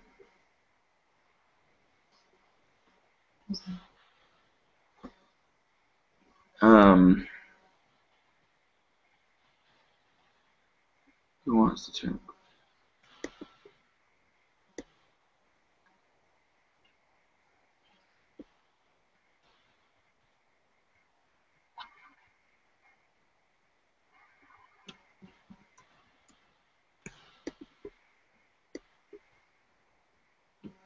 Okay, I'm gonna change 14 to D.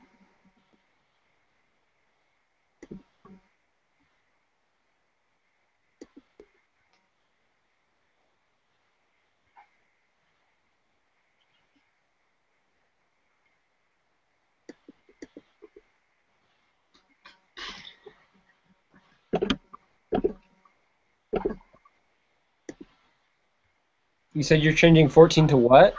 D.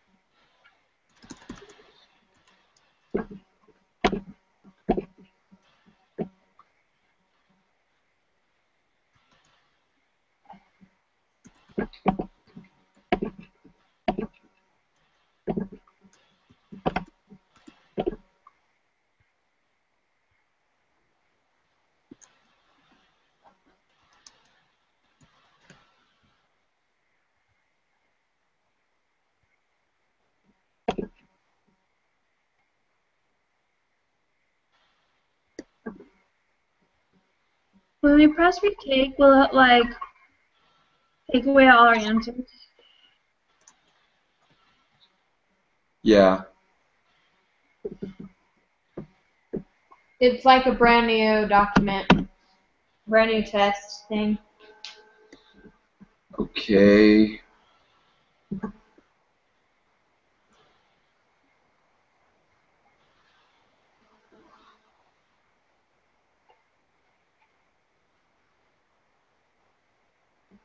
So 16 we got wrong, but I'm still getting a p-value that's greater than 0.05. I don't really understand that.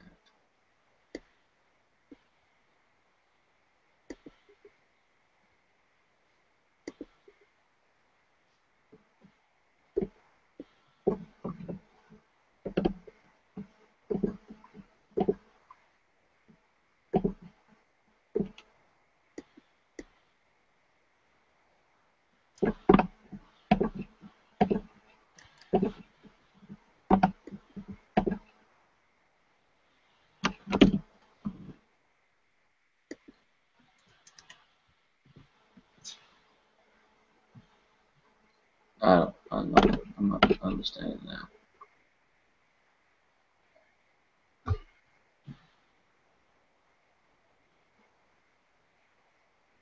Oh, right there.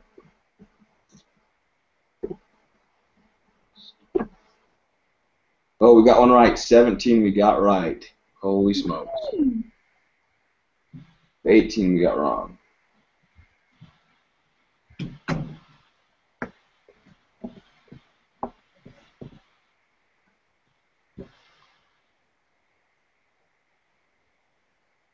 We got wrong. Maybe it's B.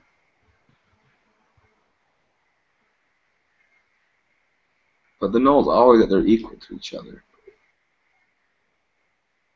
Or maybe it's C.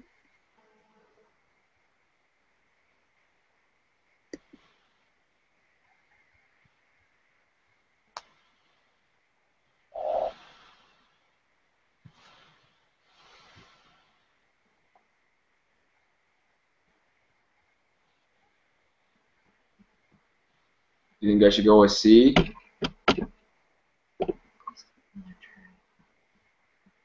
Okay, we'll try it after that. 19 we got wrong. I'm going to try B. 20 we got wrong. I'm going to try 5. Oh, it's 50. I got 20 right. You got 20 right. What'd you put in? It's 50, 50. Oh, 50. What was it? 50. 50? Yeah. 50. Okay. So then 21 we got wrong. I'm going to put D. Yeah.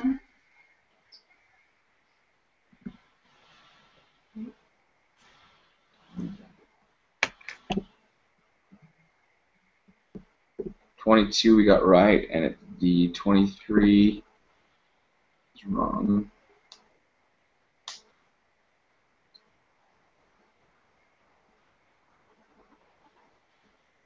We got 23 wrong. Yeah. My bad, guys. My bad. Gosh dang it, Megan. I know. I'm not a team player. In the U.S., 45% of adults over 65 suffer from one or more conditions. Calculate the probability that fewer than 320 out of the... I feel like this is going to be way complicated. You have to put in, like, the 0.427 and then the probability gap or something.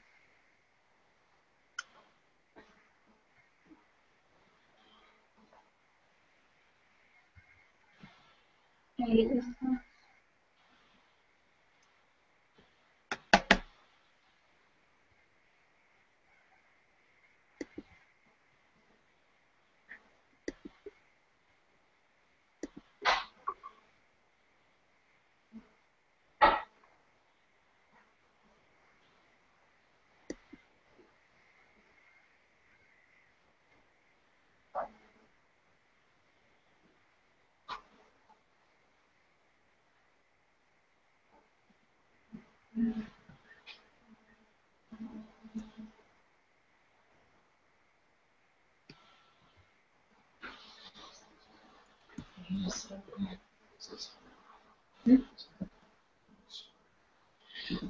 Okay.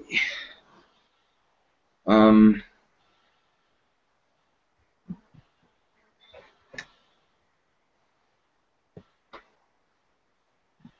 don't really want to do that right now.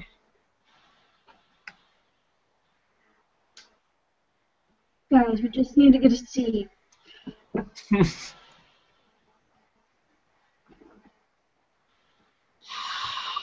But I don't even know how to do that. I don't even want to think about it right now. 45% of adults over 65 suffer. So in our, like, with that, with 45% of adults, so 45% of those adults, 45% of 750, that's 337.5 individuals would, out of 750, would suffer from one of those diseases. I'm thinking that we got the probability right for the 320 out of 750, but we have to find out the fewer, so we basically have to find the The p-value. opposite. So you have to highlight the area under, like, to the left of the p of the. We've got to find a z-score of 0.427. Don't you just put the 0.427 in the top, and it gives you the z-score? Well, you can, but that's just going to give you the z-score of that. Mm. So what we need. I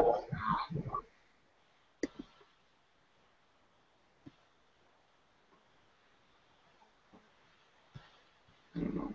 I'm gonna keep going on some of these, see if we can get more of them.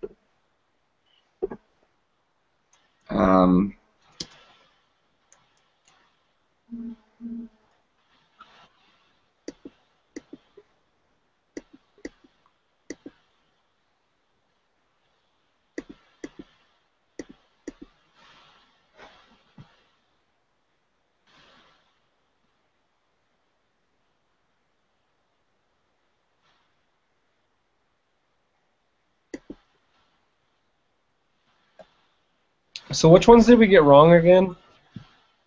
23, 24, and 25 are all wrong.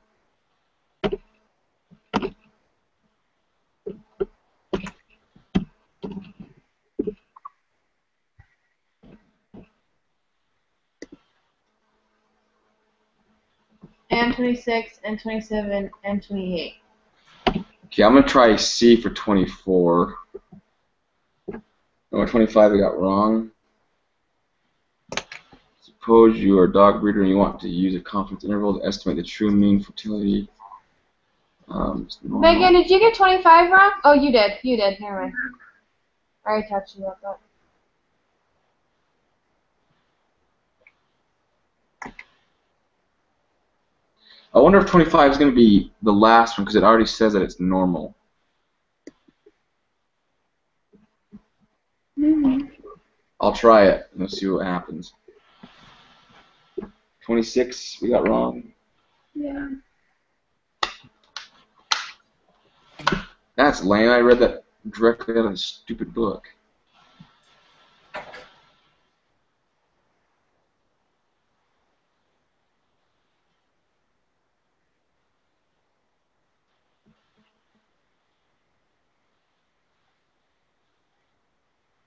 Mm-hmm.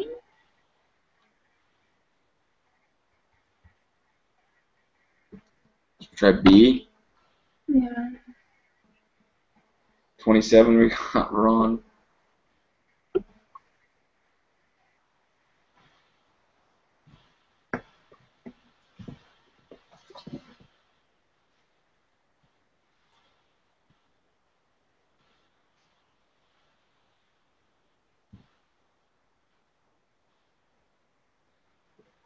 What does P1 divided by, or not equal to P2 mean?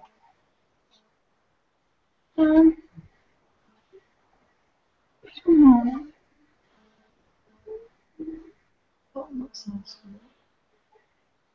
28 we got wrong. 29 we got right, though.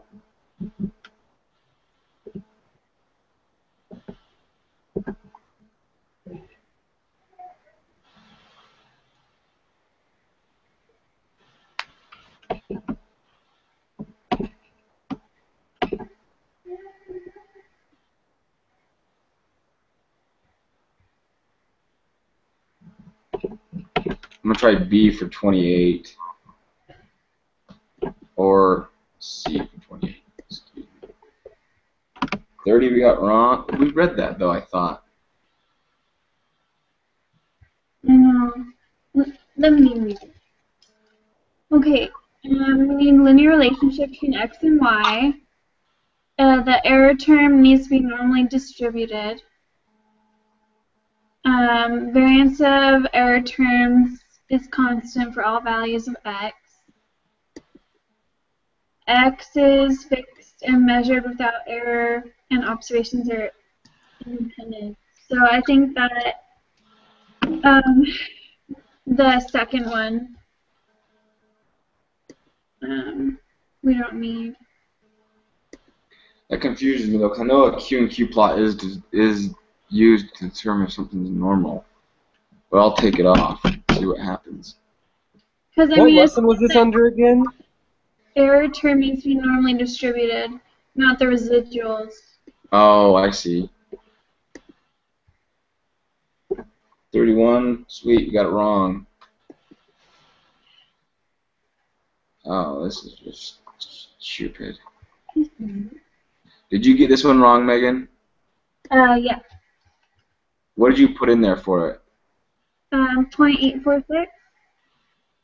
What did you have in there for this one, Daniel? I had 8.46 as well. Okay, I'm gonna try it without taking the data out and see what happens.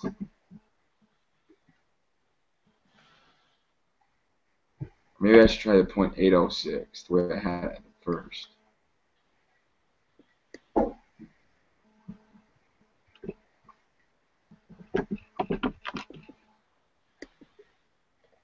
Okay, I don't know.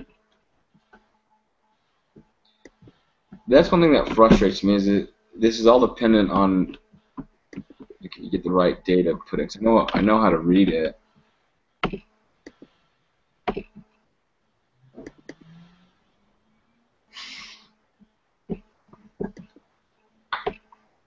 So do we all think that 90 days should be the X? Yeah, because I mean I got 33, 34, and 35 right. You did? What'd you put in for 33? 115.640 and then 0.627. You still have that pulled up on your Excel? Yeah. When you go back and look at your R, The R I got 0.780. okay, I'm gonna try that. Which number are these? 31. What is your scatter plot doesn't look like it has a. Oh, I just freaking should be B. Okay, and what'd you get for 34? 241.0. You got it right. Yeah. 35 you got right. Yeah. And what'd you get? 0.58518 for the lower bound, and the upper bound is 0.735. Okay, did you get 36 right? No. So 36 is the last one. D. What did you get for 33? Got 115.640, and then I got 0.627. Okay, and what'd you get for 37? Did you get that one right? No. What'd you put? I put 11.510, then 0.005. No, I'm not. Okay, go back to your the Excel again. Mm-hmm. And which did you get off of? Did you get that off of the slope or off of the y-intercept? I got that off the, That's slope. yeah, the slope. So maybe give me the y-intercept and I'll put those ones in and see what it does. For the t-value, it's 6.525. And then for the p-value, it's way less than. Okay, so I'll put 0.00. So we got 38 right, and the rest of them we got right. Okay, I'm gonna submit it. See what we get. Daniel, don't submit yet. Okay.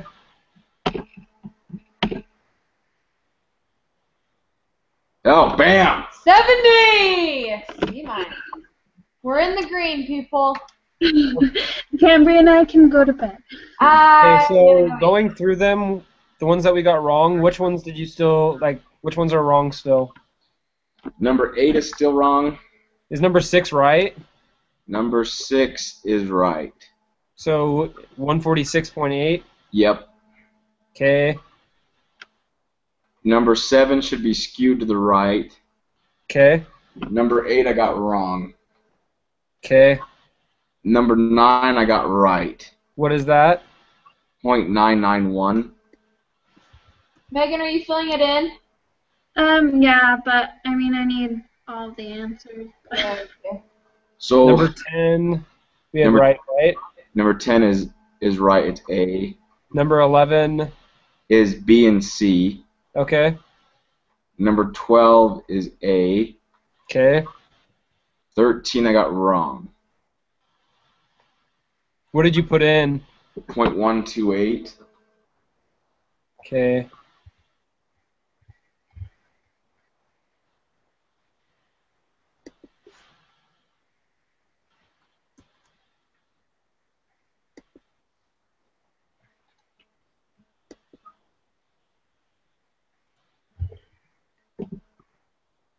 What did we put in the first time?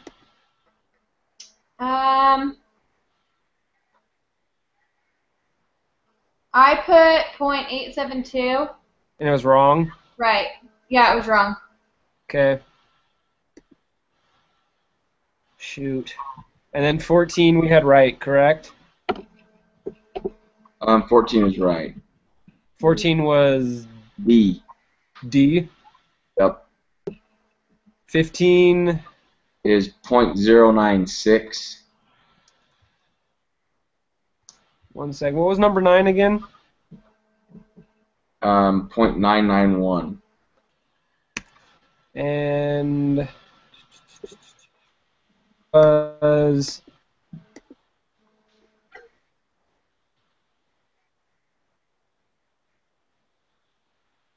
what was number 15? 15 is 0.096. Okay. 16 should be C. Okay. 17 is B. Okay. 18 is C. Okay. 19 is B. B. Yep. Okay. 20 is 50. Okay. 21 is D. Okay. 22 is D. Okay. 23 I got, oh, I didn't fix that one. 24 is C. Okay. 25 is the last one. Any will do. Yep. Okay. 26 wrong. What did you put the first time? We've tried A, we tried B.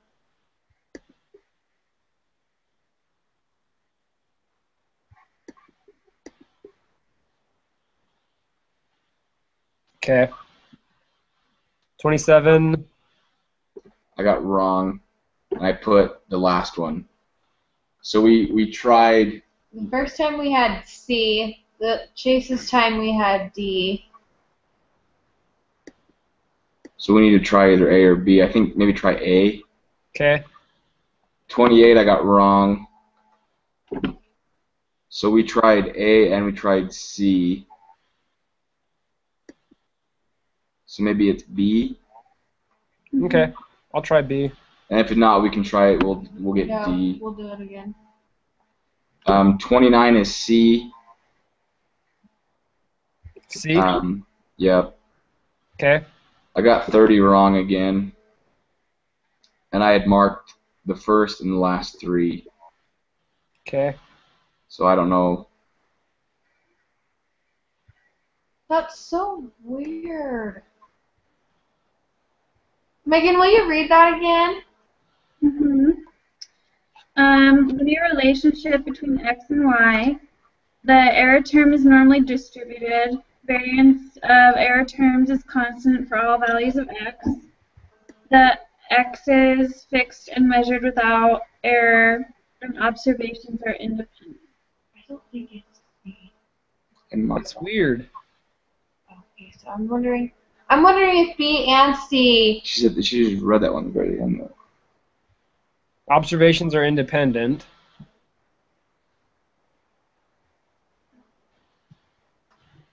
Read it one more time. I'm gonna make sure the words all match up. Like. Okay. There's a linear relationship between x and y. Okay. The error terms are normally distributed. Okay, that one's not on here. Variance of error terms is constant for all values of x. Okay. The x's are fixed and measured without error. And then the observations are independent. Let's try marking off A because it doesn't say fixed. Yeah. Okay.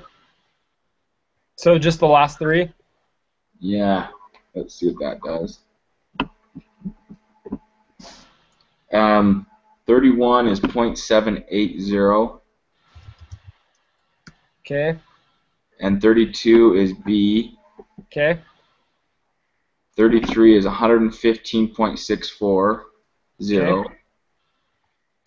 B1 is 0.627.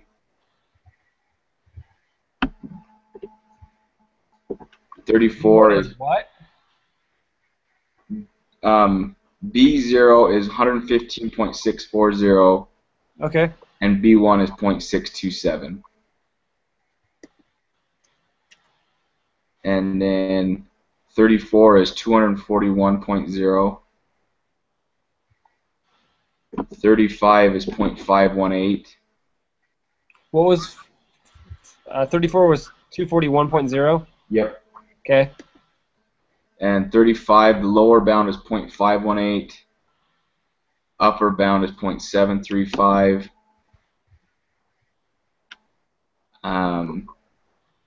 36 is the last one, Okay. and I got 37 wrong. And you tried it with 6.525?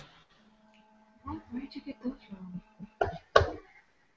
Yeah, 6.525. Okay.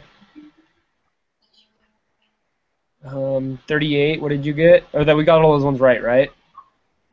38 is C. And then what do we put in? Apparently, I got all those last ones wrong. So I think I put a period after each of them. That's stupid. Voice.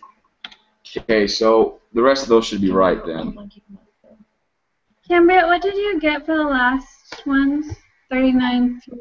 So 39 is B. Check yours. 40 is A.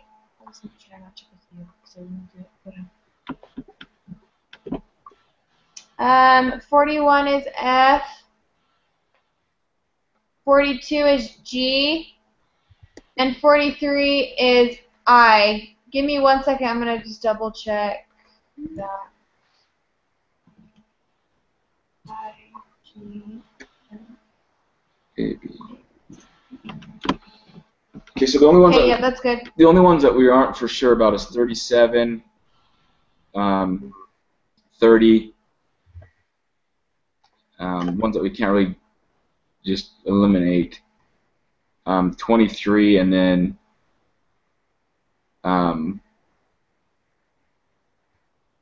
8.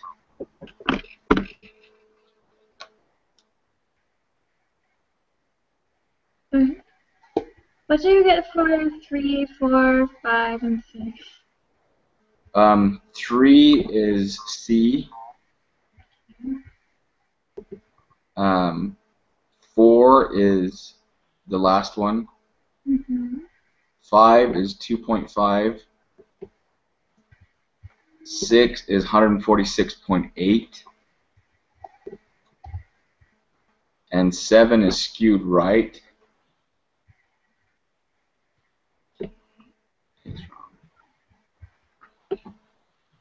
So, I helped my roommate with something. He was looking for his stuff for his softball game.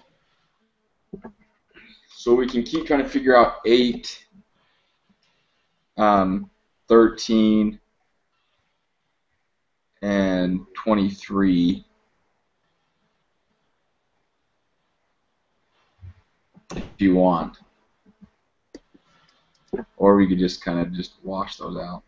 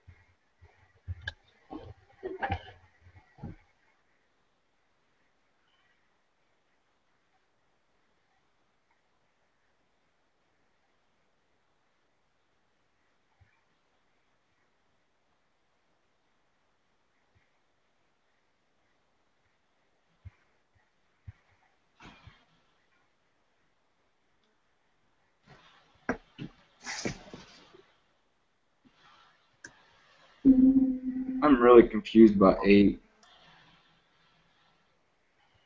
Did we get number 9 right? Yeah, number 9 is .991. Okay. And number 8, we've tried negative and positive, and both were wrong. Negative 0.2. Negative 2.236. Yeah, that's wrong. And so is positive 2.236.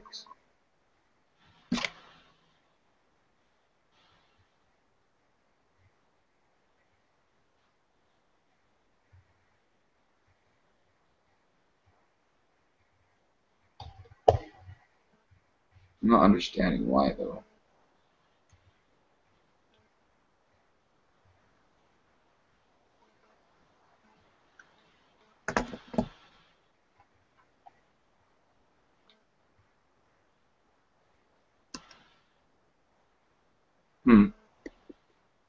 Maybe try 0.112.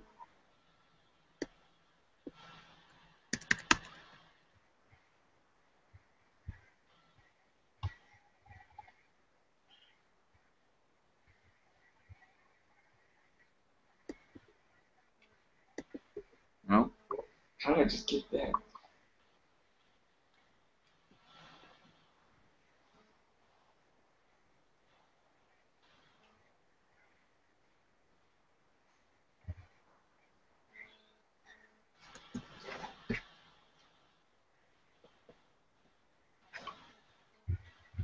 So I just submitted mine. And the ones that I got wrong were, I got 8, 13,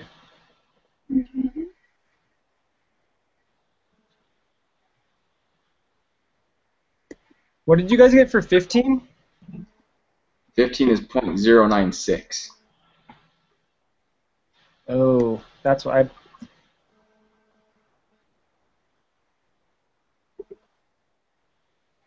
What was your percentage? For 15? I got an 86. Bam! That's what I'm talking about.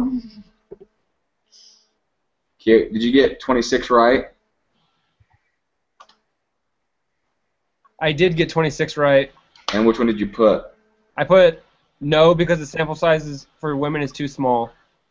Okay. What did you put for 27? 27, I put B. Did you get it right? Yes. What about 28?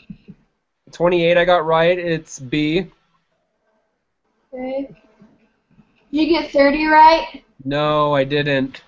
Dang. I put the last 3. I wonder if we should put the residuals back on there. Maybe try the last 4. Okay. And then I got 37 wrong. But I had the same values that we had earlier. Yeah. Okay. I think I'm just going to settle for that.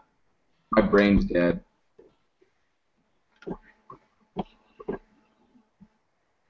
Let me see. I'll go retake it out.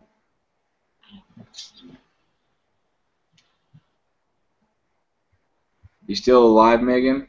Yeah. I'm just trying to figure.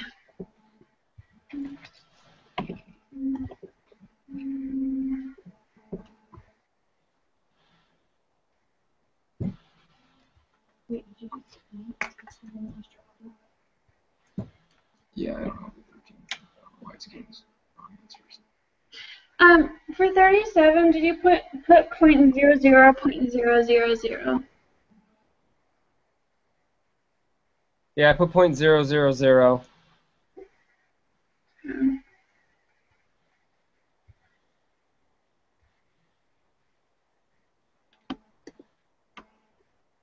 Whoa, I got a 90. What did you... Okay. Okay, so should we just go through them again? Yeah. Well, the ones that we had wrong, I had number 8, 13, 15, 23, 30, and then 37. But don't you have to refill it? I mean, fill it back in anyways? I guess, yeah. So I'll just go through them again. Do you have it open, Megan, still? Yeah. Oh, I No, I submitted it. I got 88%. Oh. Okay. You ready? Yeah. Okay. So number 2 is A. 3 is C. 4 is D. You doing okay, Daniel? Yep. I have mine pulled up still, so Oh, okay. I'm just filling it out. Okay. 6 is 146.8. 7 is skewed right. Did you get a different answer for A or for 8?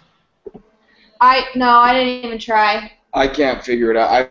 I've typed it in my calculator like 7 times, and I keep getting the same thing. But I got a 90 if I just put in 0, so. I don't know my calculator. I know it's right there. Okay, I'm gonna try it one more time. So we're gonna go 11. We got B and C.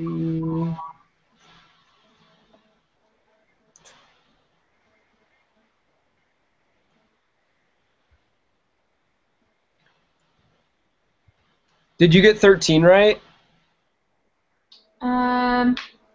No.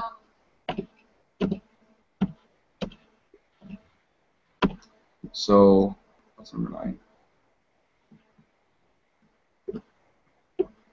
0.991. Have you put that number 13 into your one sample t-test, Daniel? Number 13. Yeah. I have not yet. I can try it, but Try it. See what, because I keep getting the same numbers. I don't know if maybe mine's messed up.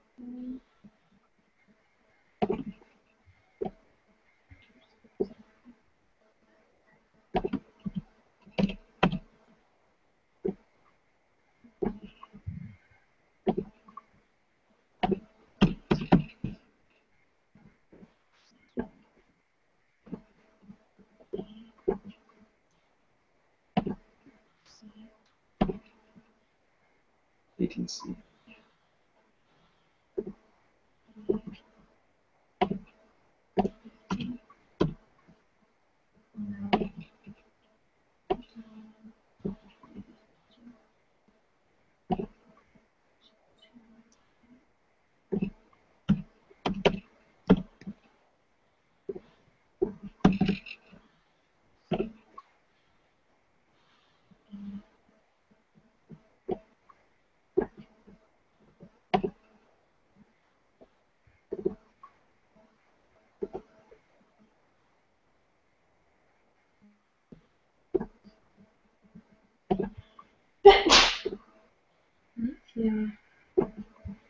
did you get 30 correct? No. Okay. So all 4 of the book. Oh my gosh, I'm gonna lose my mind. I've never had that happen before. We've read it directly and still.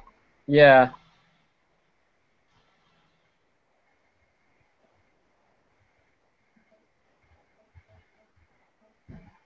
So I know a scatter plot is that.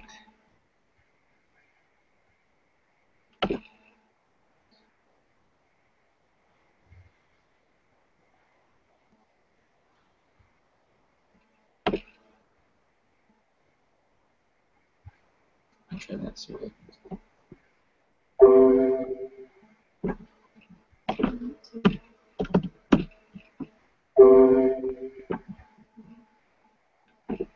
What did you get for 37? we had the same. We don't know. We had the same stuff that she did. I still didn't get it right. Okay. I'm at 33.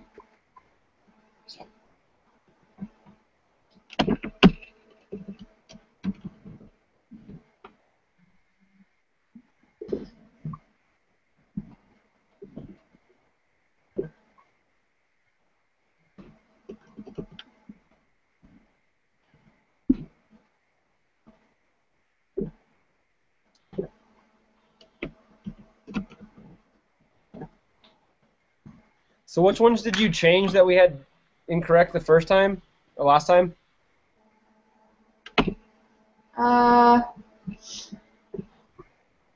I don't think.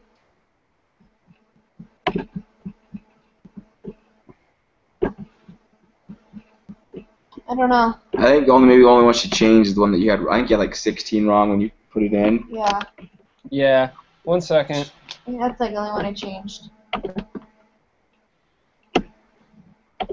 Gee.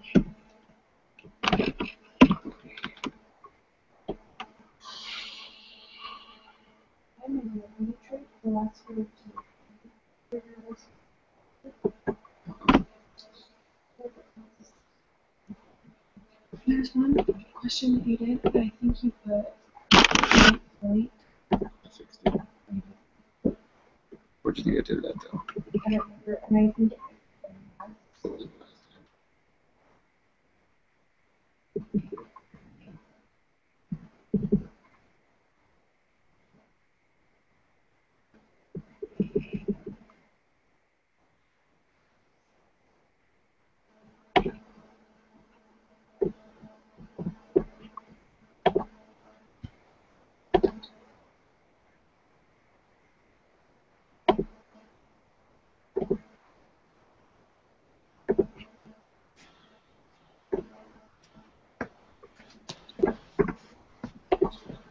So number 13. Let me pull that up. Is that the one sample t-test? Yeah, it's the rates of return.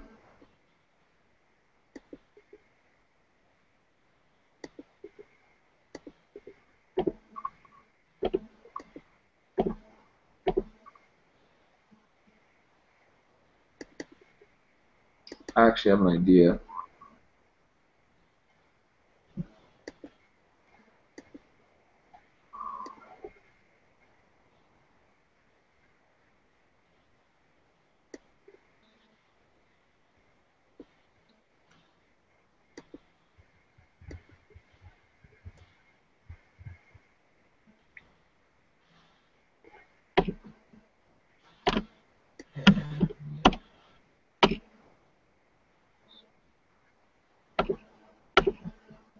What did we put before for the p-value? 0.872. I put 0.128 because you got to change it to less than up top. Oh. But I think it's actually, I think the p-value is 0.019 because the null hypothesis is set at 0, but in the reading it says that it's 0.95. So I'm going to try 0.019. Okay. And I'm just going to kind of give up on 8 because I've tried that one a bunch. 23, my brain's too tired. Yeah. I'm submitting 93. Better than the 47 in the first round. Yeah, 13 is 0.019. 0.019. Yep. Okay. And then did you try 30? 30. Oh, it is B and, yeah, it's B and D and E. Residuals are normally distributed, there's a linear relationship, and the variance is constant for all values of x. So the second one and the last two? Yep. Okay. And then did we try, you didn't try to do anything different on 37, did you? No. Okay. Whew. 93, I'll take that. A lot better than what we had before. I have questions on the project, but I'll ask them tomorrow because I'm too tired. Yeah. I emailed you that stuff, Daniel. Megan, let me know if you need any information or things that I have, and I can give them to you. It's just like the put it into like effect or something. I don't know how you would put our data into effect. Gotcha. If you want to, if you need help with something, we can probably meet tomorrow night or something, if you have time. Just let us know if you need help with anything. Okay. And the best news is all that this is our longest video ever. Oh Yes. my dogs. It is like Yeah. 2 hours and 45 minutes long. Oh, How dedicated we are. I But we know. got a freaking A.